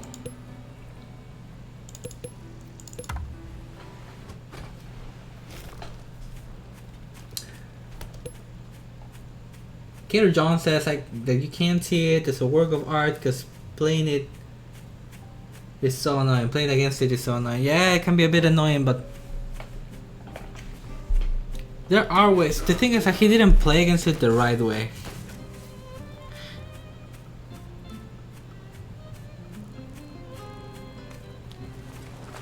You wanna do other things. You wanna like make a pack of lizards and just like keep your main army back on your base and bring out the pack of lizards and kind of like poke him around with the lizards. Not actually dance all the time in the front. Or get like a badger or a boar and then just like dance with the skunks and buy time, and then when the board comes out you push in and you all in. But like just moving around, losing units for like 3 minutes is not the way to do it. Okay, so as you can see, both of these players are running owls, and I also said earlier that we don't have a lot of eco players right now. A better owl is also an eco player, so this is gonna be good, and I expect this to be at least 10 minutes. Let me just sit back.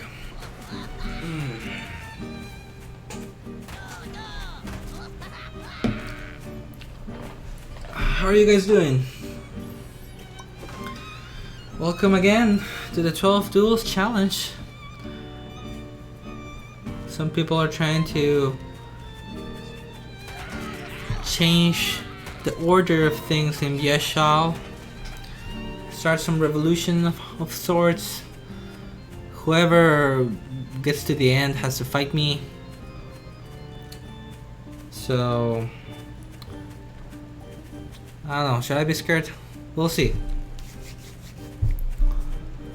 Dooku seems like a very solid player, so maybe I'm a bit scared for Dooku. But I don't know. He did one good game. Does that mean that I have something to worry about? I don't know yet. So there's one thing that I do like a lot about Pedro All. I think actually Pedro has the better owl deck. If you were, I think Pedro has the better owl deck, but mostly because of the skunks. So in owl versus owl, so like if you have skunks, you pretty much win every owl versus owl. So I want this to go like 10 minutes, and Pedro gets like 4 skunks and like some like 9 squirrels, 4 skunks, and then like max out on owls. Should be easy game. I should be scared by James Doring and this guy. Oh, yeah. Maybe. We'll see. Actually, this guy is the new star, huh? Oh, look at this engagement. Nice defense by Pedro. Those skunks laid out some real. I liked it because the skunks were kind of in the front and then he pulled them to the back. So nice skunk gas blanket. So skunks are really good against squirrel mole specifically. Not as good against pure squirrel as they used to be because of the pre-gas mechanic, but against squirrel mole you almost get a pre-gas, right? Because you start shooting once the mole start coming in, the same thing as toads, and then you get all the gas before the squirrels start shooting. So that's kind of what happened there. As you can see, look at that, Dooku has twice the army size and like Pedro just handled him. I gotta say, this game is looking really good for Pedro if he can just get more owls out. Instead of following the normal double owl doctrine, he's going sequential owls, which is risky. He's putting some MGs here in the north, which I'm not sure why. I think he should put some MGs on this side, which is the closer side, rather than here in the north. Okay, and Duke is getting a big squirrel army. So also, owl is kind of like floating 400 foot, which is not great. I think he should go up to 4 skunks, 4 or 6 skunks. He's going to attack here. Oof, look at that mine. How much damage did that do? It's like so worth. Okay, he's gonna get one more round of mice before Dooku's. Never mind, I think he's not. But he should attack right now if he's going to attack. With 6 mice, it will be a nice attack and take out the pig, maybe a couple of MGs. I think this is a moment to attack with 6 of these guys.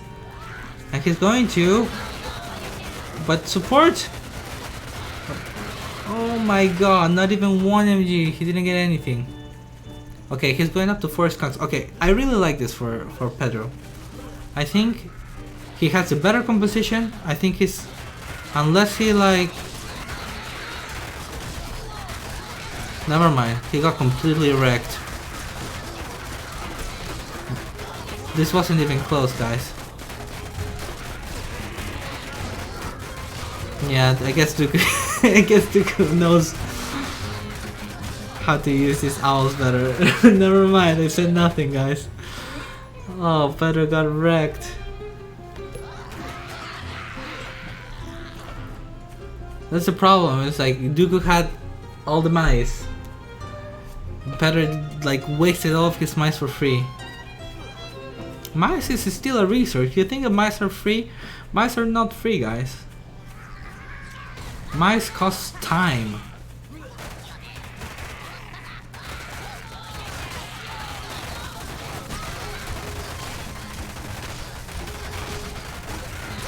Yep, Pedro's dead.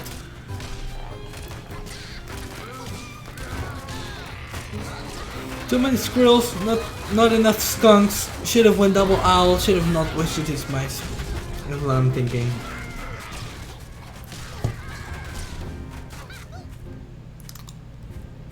Yeah.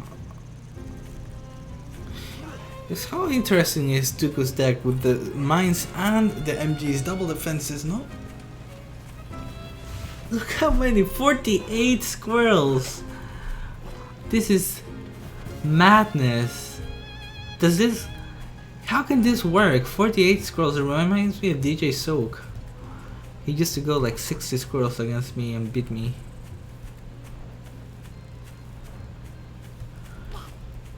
I don't know why Pedro sold his skunks.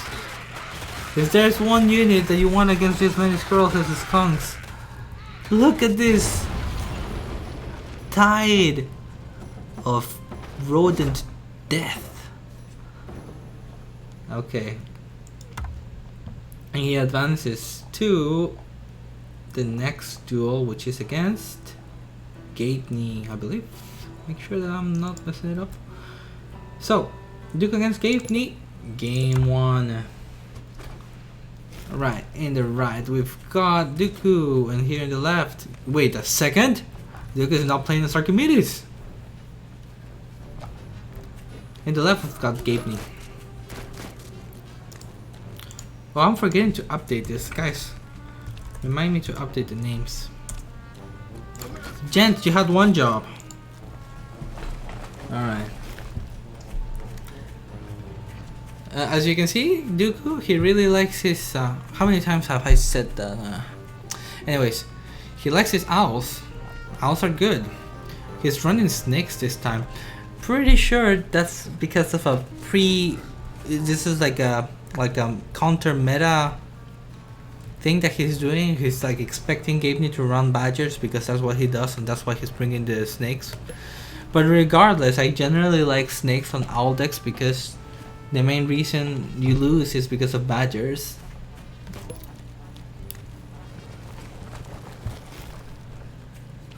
Jisun is officially a witch doctor. Yeah, that's because the predictions, right? Let's see.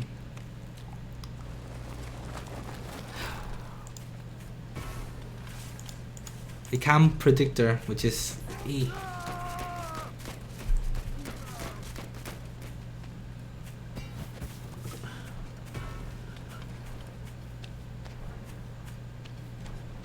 Pal versus Arlo was expected to be 77% 2-0 for Pal.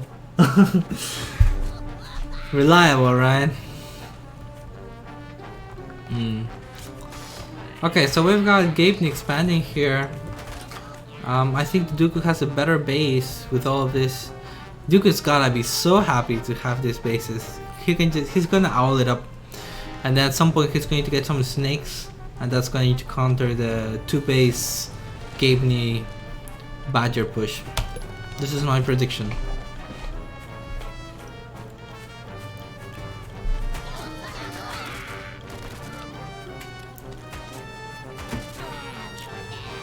So Dooku's going for ferrets, which makes a lot of sense if you think about it. Because you have this high ground, Gabeney's expanding here, you just put mines here, you're gonna siege this, and Dooku is going to abuse the hell out of this terrain.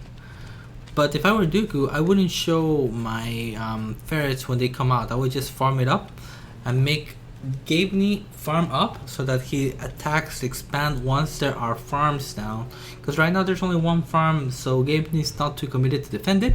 But say if there's 3 farms, then Gabeney has to defend it, right?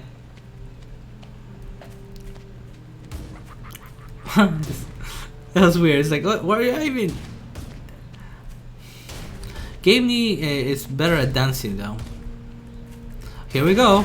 Steps on the mine and then gets a kill. This is just so cool. So that's already a 2 for 1. Almost got another one. I think he's gonna have 5 because of that. Takes down the mine. 2 for 2 even so far. As even as it gets. I don't like this mole warren at all. Could get taken down by ferret fire soon. Looks like they want to go. Steps on the mine. Gabeney taking some good trades so far. Ooh, a mole took 2 ferret shots and died.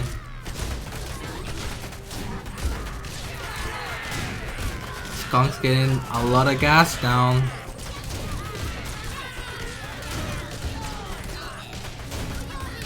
Alright, the pigeons are going to be the heroes for this. Once you get the skunks to the pigs, that's where it gets really out of hand, because that means you can endlessly, infinitely put the gas down. These skunks somehow are still alive. Remember, all this time Dooku has been at a 2 farm advantage, so eventually you're going to be able to repel him, right? Ooh, gonna get the... Gets 1. The price of 2 moles though. This is pretty cool to see. It's pretty cool to see some more tier 1 mixes in with the squirrel moles now. It's not just Squizard.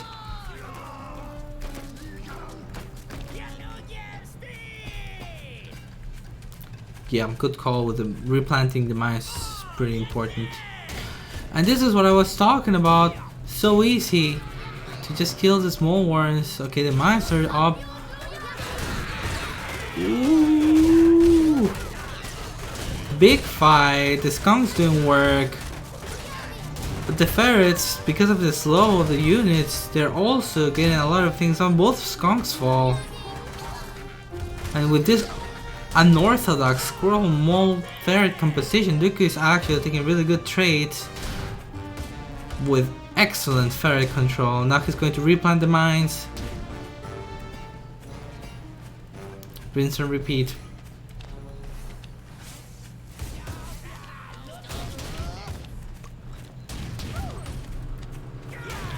Here we go, the mines are replanted, so Gabeney doesn't want to go up that hill. All of this time, remember, Dooku is at 4 farms, Gabeney is at 3, because he did kill 1 farm. Another squirrel goes down, another 2 squirrels go down, a mine goes out. This is like... Everyone's just like falling into Dooku's trap, you know? People can't resist it. Dooku takes it, and he's advancing with 3 lives. Jeez, spooky. So, Dooku is at the Tosh stage with 3 lives. And that leaves us to the last one that we wanted to... Wait, actually, let's look at the predictions. I assume everyone's going to predict that Dooku gets all the way to the end, right? So here, the gentleman thinks he's going to take him. Some other people think that he was going to die at 9 or 10 or something. So yeah, pretty much. I don't think, except Moose, that thought that Ansu was gonna beat him. Yep. Alright, so then we're going to go to the last set of matches of the day. We're gonna have a look at Gustav's. That's he's not a new player, but he's newish, I would say. So he has some experience. Let me just find him. Gustav. 3 lives. Okay. Alright, let's get back into it. Overworld. Let's look at Gustav's run. Against Percival. Game 1. Let's go. Okay, so in the top we've got Gustav. In the bottom, Percival. Let me get my names right.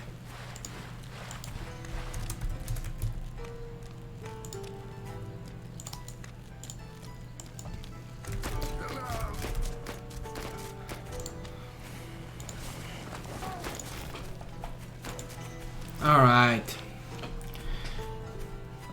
So Gustav is running the board deck, which we've seen plenty today, but it's not been overly popular so far. We've seen a lot of owl decks, we've seen some Kasha, we've seen Badger, we've seen Owl, we've seen pure tier 2 decks. So we've seen pretty much a lot, well, we've seen pretty much, yeah, we've seen every tier 3, and then decks without tier 3. Good variety on that side, but we haven't seen like Toads, for example. Nobody's running Toads. We have seen some snakes, but not that many. Most games have falcons, and cams are like top tier. Alright, so let's see if Percival can beat Gustav. I think it's one of the reasons is that people have kind of figured out the board. So it's like, okay, you're going board, I'll just get 8 falcons and then crush it, you know. I've seen a lot of games that Tosh casted where somebody had the board and the other one just look at the board, just got like 6 to 8 falcons out and pushed or killed the board. Ooh, risky stuff from Percival. Almost doesn't a lizard to the campfire.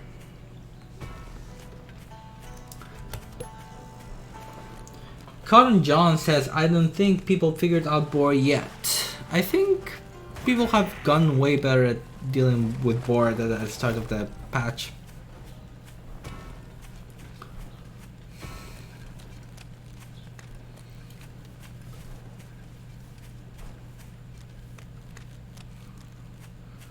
Board kills tier 1, falcons are dead to enemy tier 1.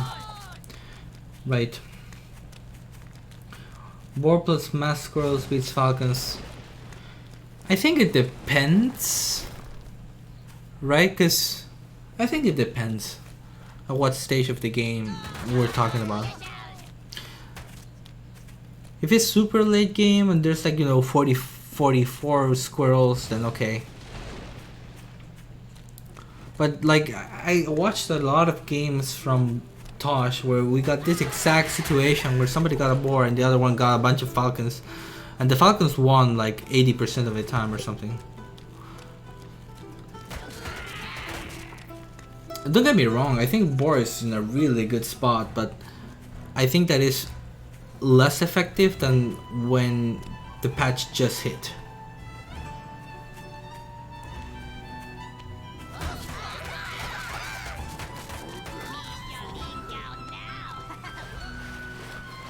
What I do think is that Toads... Anyways, we've got a big fight here, guys. And Skunks just did a huge number on this unit here. You were thinking that Chameleons always won against Skunks this patch? Not really, as Gustav Skunks completely wrecked the Squizzard Chameleon push from Parzival. And we've seen this Squizzard Chameleon push to be quite deadly against some other players, but not against Gustav that gets it repelled quite easily with some Skunks. Those Skunks, it's just about the micro with the Skunks. Can you get the gas before units get on top of you? In some cases there is no gas and the squirrels are already shooting at you. And then in the worst cases, the Skunks kinda just walk around and don't find a spot.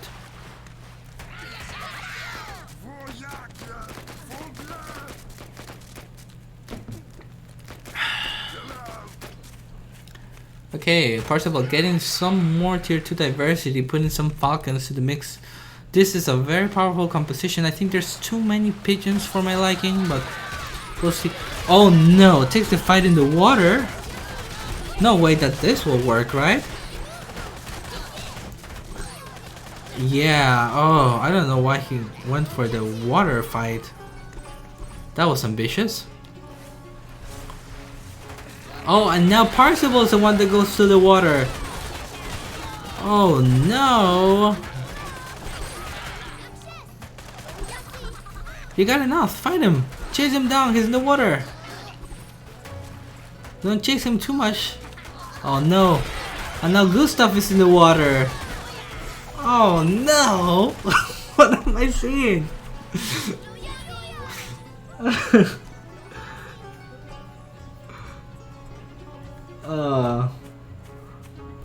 Pool party. What are you guys doing? There's like... Okay, this is like... The shortest way is not always the best way, guys. You know, you can walk over here, kill this campfire and attack on this side, right? And you can go around here and attack on that side. Why do you have to go through this? This area is a huge trap, right? So if you're just starting out, you think, oh, you know, I have like twice the army, I can just walk through the water. But that's not always the case. It might be the case in this time though, because Parzival had nothing. He just walked through the water this time and worked just fine. What did Parzival do? What was everything?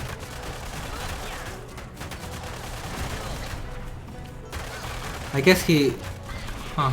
Well, that's weird. He had nothing at that time. He wasn't even floating, he just had nothing. I guess too many bad traits. Parzival sold at some point. I'm not even... Yeah, I kind of just lost it there. Sorry. But the truth is that Gustav advances. Right? That's what happened, right? Parzival lost, right? I think so. Okay. So Gustav will advance. Alright. Let me get this.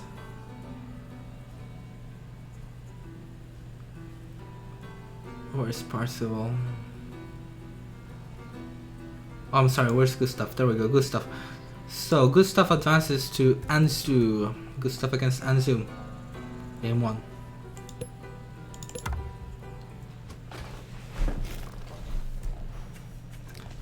That whole water fighting pool party kind of burned my brain out. I don't know. I feel like I lost like 20 IQ from that. Anyways, on the left we've got Gustav. And on the right side we've got Anzu.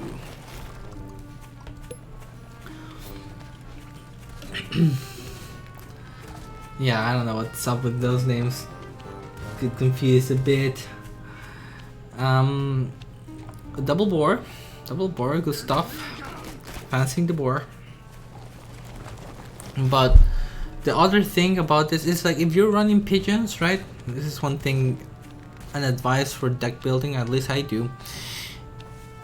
If I'm running something like a badger or a boar, I want pigeons, right? If I'm adding pigeons, then you can build up on that synergy. So falcons and skunks are the best tier 2 for pigeons. So it kind of makes sense to add them into the mix. So I really like Gustav's deck. Very consistent throughout.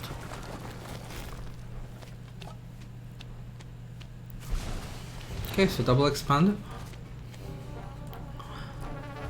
Nothing too special. I don't know much about Gustav.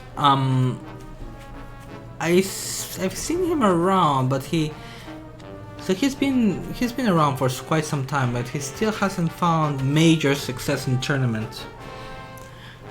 So far though, 3 lives against Anzu. He's doing well.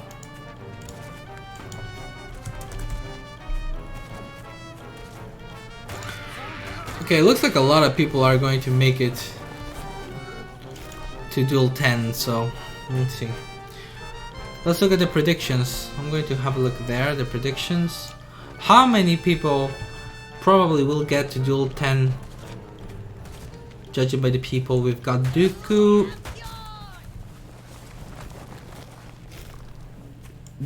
Split, Dino maybe,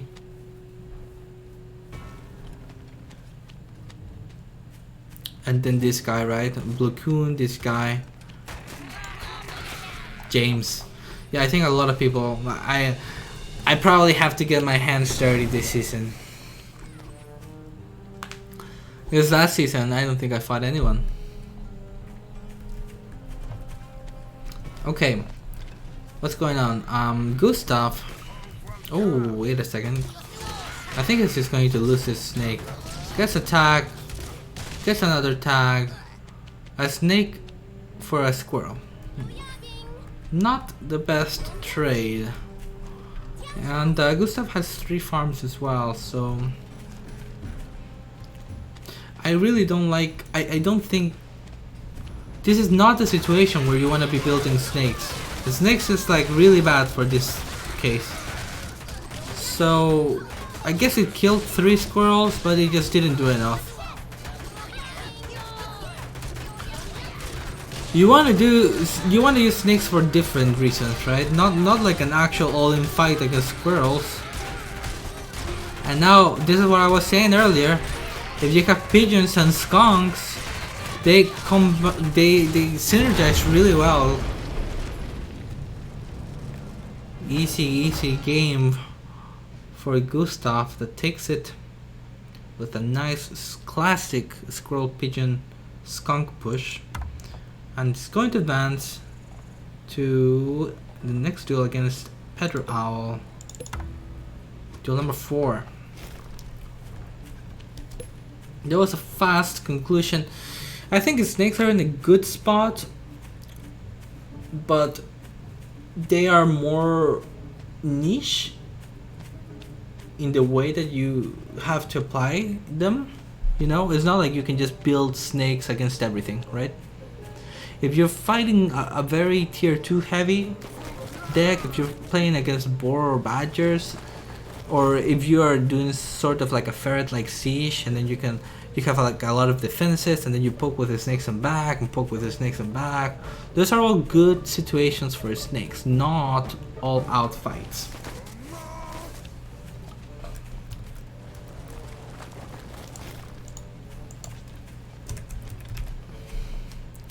Okay, updating this here. So in the left we've got Gustav, and in the right we've got Owl. I think it's the same deck from Pedro as before. What's he going to put? A couple of lizards. Gustav, squirrels. Classic squirrel against lizards. Fun fact, 6v6, the squirrels win. So, yeah.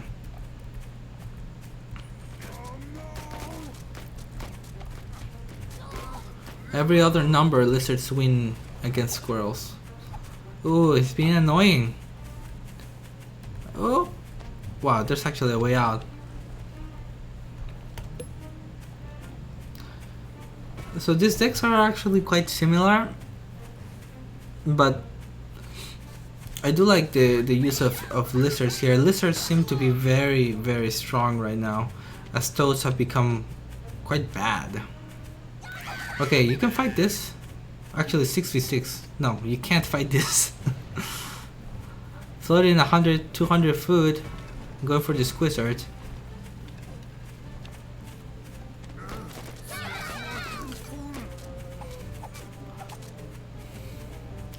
I think that, yeah, I mean, mass pure lizards beat Squizzard, so is there even much point in going Squizzard then? You know, like, if you know your opponent is not going for for Toads. He's switching over to squirrels, indicating a more of a, what you call it, a defensive style. It doesn't quite make sense to me though, because he's not expanding or doing anything with his money right now. This is sort of an all-in, right? But by the time the squirrels come out, skunks are going to be fielded by Gustav, so this seems like a very good position for Gustav and an unfortunate map for Pedro.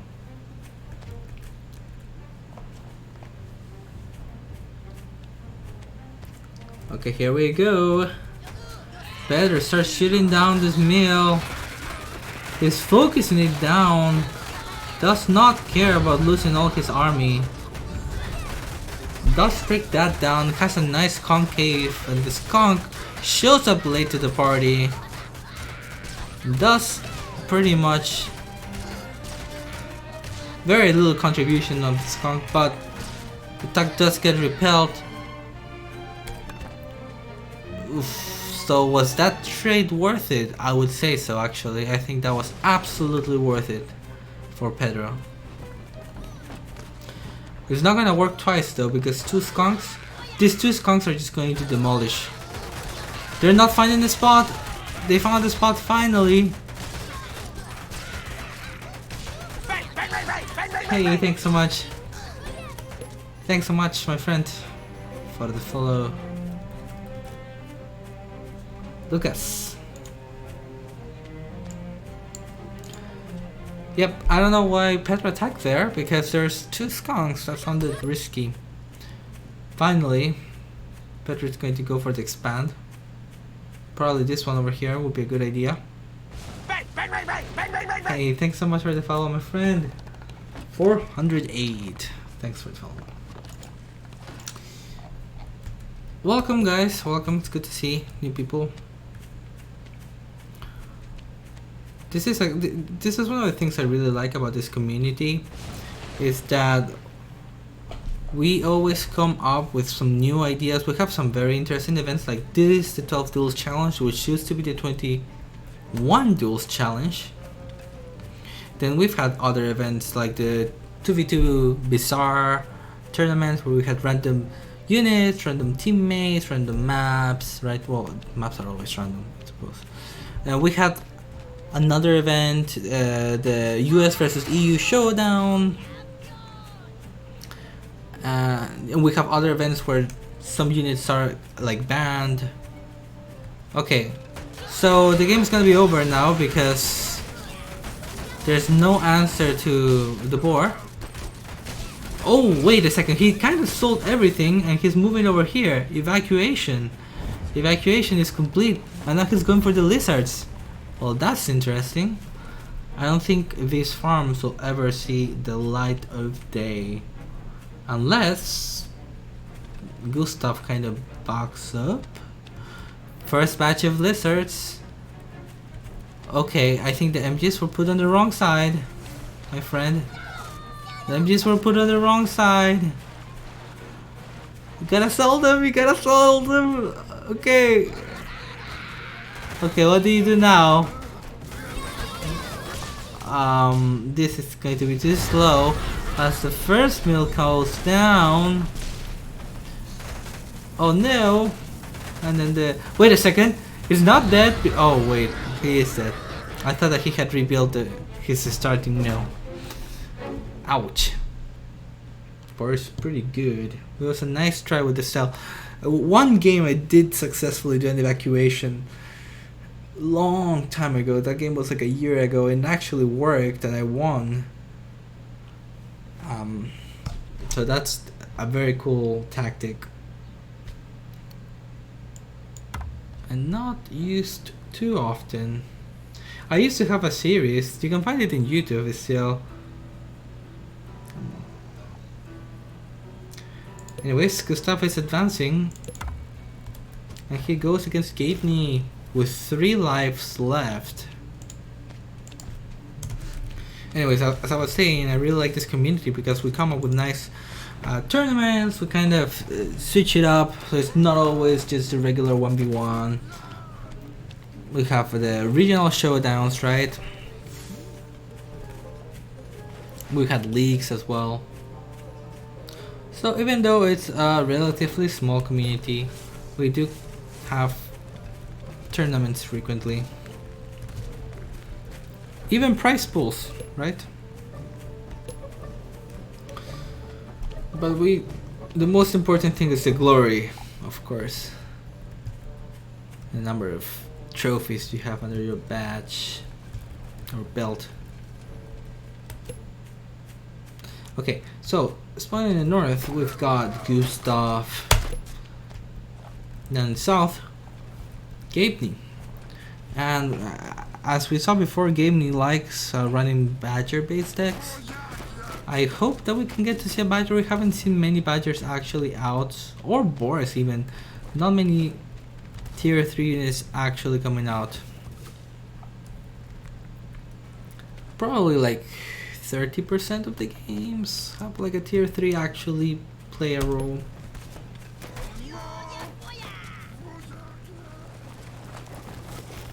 $408. Do they update this game? Yes. We have frequent patches, and now we have Illuminatus, a new dep that's very active in the Discord. So expect more patches and some good content to come.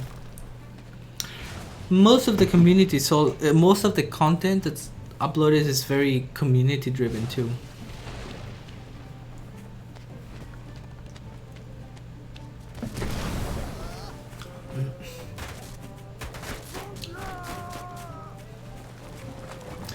Best of 9. We need to have a best of 9 tournament. Nobody has done that yet, the best of 9 tournament. You know what would be really cool? Okay, somebody make this, okay? This is the format. Okay, listen guys. We need a best of 9 weekly King of the Hill. That's what we need.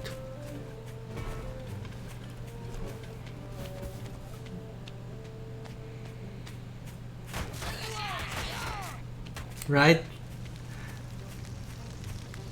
The weekly best of 9 King of the Hill tournament.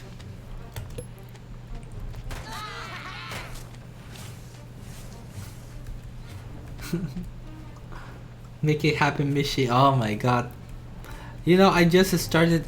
I moved to Indianapolis like the 1st of July. I moved to Indianapolis. I started a new job at Eli Lilly. The 8th of July, that was my start date. So I have a new job now. I'm very excited, but I don't have a lot of time. It's not like when I was a grad student doing my PhD where I could kind of manage my schedule. So if I wanted to cast at like 3 p.m. I would go back home, cast at 3 p.m. and then go back to the lab and stay until late, and I kind of manage my schedule. Not like that in a real job where I have to show up to meetings and stuff.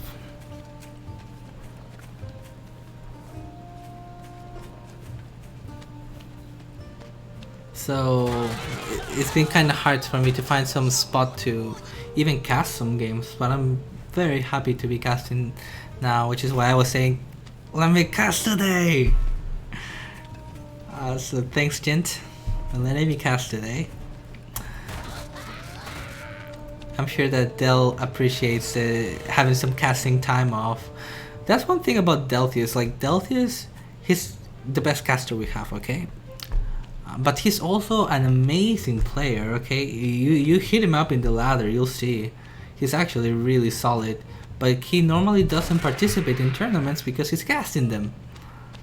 So it's kind of a shame because he's very good. Alright, here we go. With the mole push here.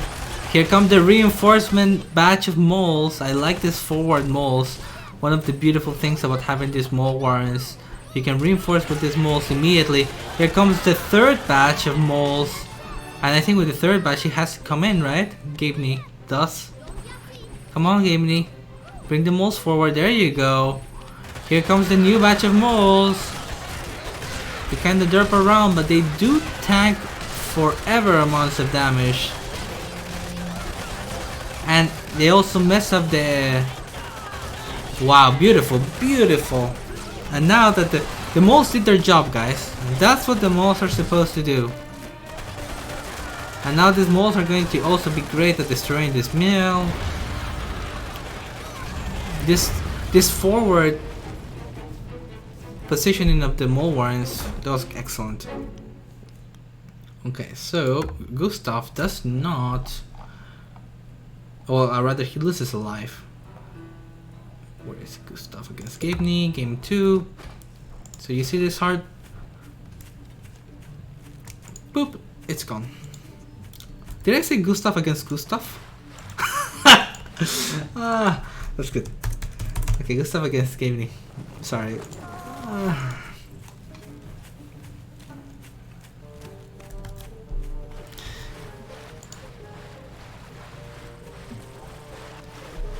Gustav against Gustav. Gustav is his worst, his own worst enemy.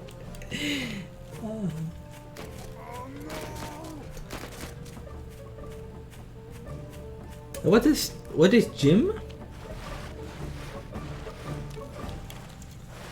I mean, I like casting all tournaments, but this is fun for me. I like playing too, but you know, I kind of feel bad for Deltius because I know he wants to play some tournaments, so next one we'll have him play. You guys will see.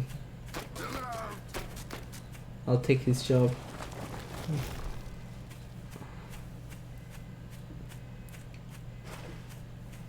So I don't know what is Jim. It's some mod. Yeah, I'll have a look at it later. So we have on the right Gustav and on the left Katie. This might be the last game that I cast today. In a pretty long stream, 2 hours and 30 minutes. Normally I stream, gosh, I used to do a lot more content, guys. When I was grad student, there was a time where I would stream like 10 hours of Tooth and Tell, no joke. And I used to stream other things too, you know. I remember I did like a 12-hour Necrodancer stream from start to finish. Good times. So when I find some time, I'll stream some, but my streams are probably going to be shorter now, like 1 hour or something like that.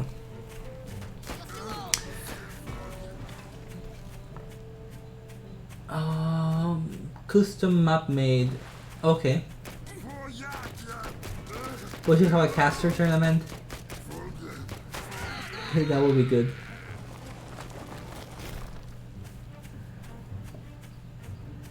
Ooh, yeah, Necrodancer is good.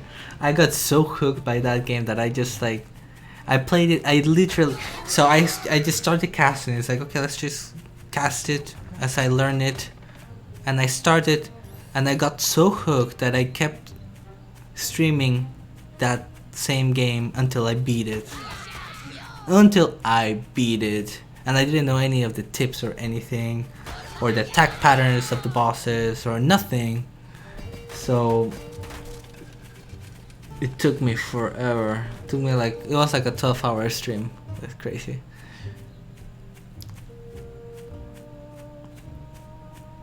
I love this like indie games.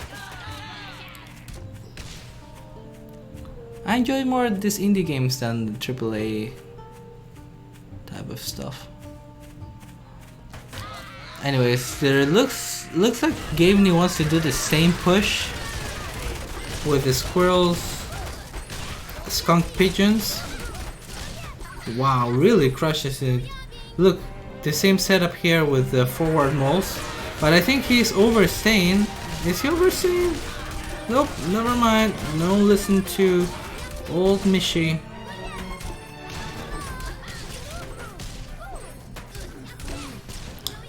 Okay, now you're overstaying. Hold on, wait for the next batch of moles. These moles, tier 1 moles are allowing so many compositions now, on so many more viable timings. That's one of the main reasons why aggro playstyles are back in the meta.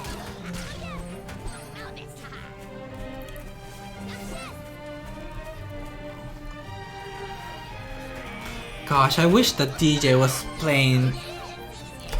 DJ would like this. Okay. Finally, Gamney is going to catch up on farms. I think he's realized he can't do more damage than what he's already done. Maybe it's Gustav's time to shine here. Bring the moles forward. There you go. That's one thing, all new players, okay? If you're doing something like this, bring your moles forward first. You'll see that Gamney does that every time before he fights, because like the natural position, the moles are kind of like all over the place on the outer rim. So like this, right? The moles were kind of on the outside, so that's not optimal. You want all the moles to be in the front. Still, moles did really good job tanking. All of them fall, but critical damage is being dealt here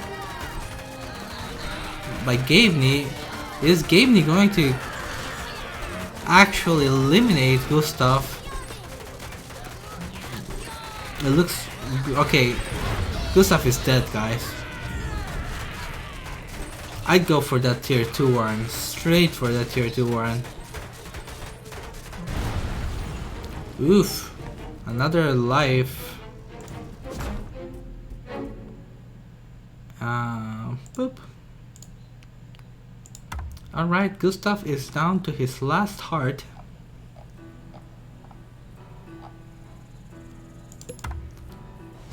This is gonna be Gamney's first kill, I think. I think it will be Gamney's first kill.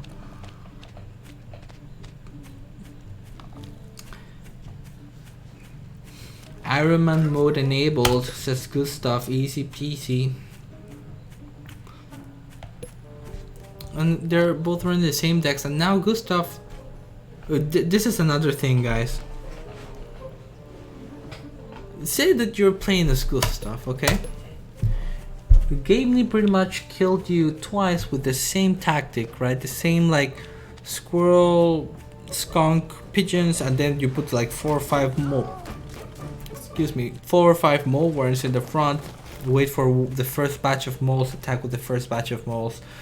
After the moles die, you kind of pull back, wait for the second batch of moles, attack with the second batch of moles, and then it kind of crushes you. So, Gamney's done the same push twice against Gustav. If you're Gustav, you want to do something against this mole push, right? What could be good against it? But he's running the same deck. We'll see. We'll see how Gustav adapts to this. This time he's going for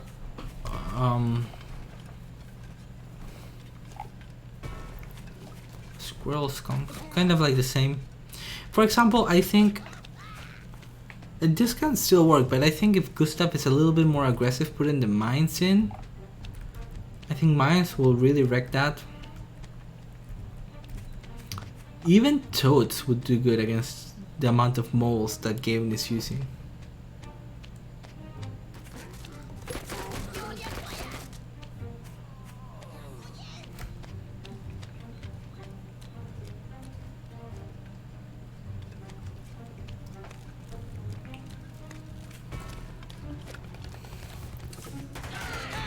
Oh, gave me kill too? He's reading at the Gazette. Yeah, I do remember reading something about the Gazette with Gamney.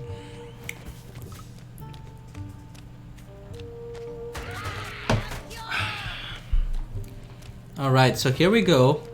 Gamney has his first skunk. There's the pigeons. So look at this. You see it. You see the skunks, you see the pigeons, you see the squirrels. You know what's coming. Grabs his expand. At some point he's gonna put like 4 or 5 mole warrens. He's going to push you just like before. How do you adapt as Gustav? One thing that you could do is, if you're really good at scouting, you could look the moment that Gabeney gets down to his small warrants, that's when you push.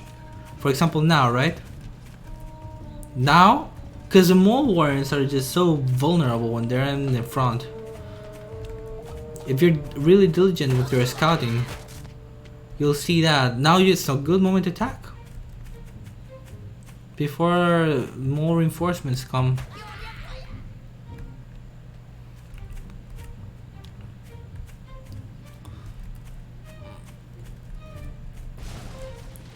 Here brings the moles forward, and then he's going to try the same push.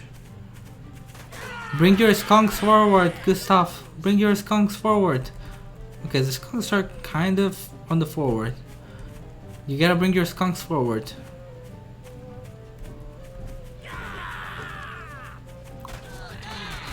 Well,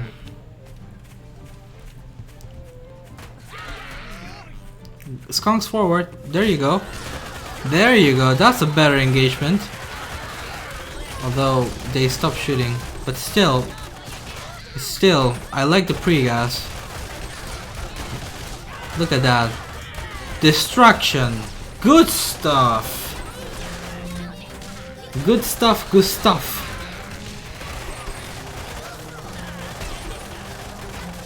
Good stuff, good stuff. It's his new nickname. That was good damage, okay? Now don't overcommit, don't throw away all of your units for free. You can always retreat.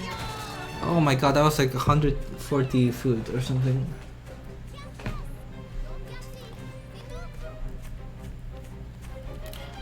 I think it was good that you destroyed the mole warrants, because those have low HP. Uh-oh, caught you with your pants down, you didn't have your skunk in the front.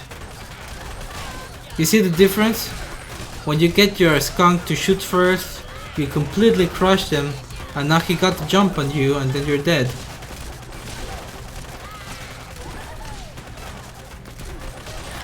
Oop. Oh. Gustav is dead. No.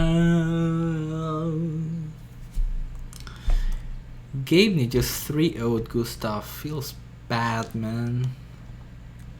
That feels bad.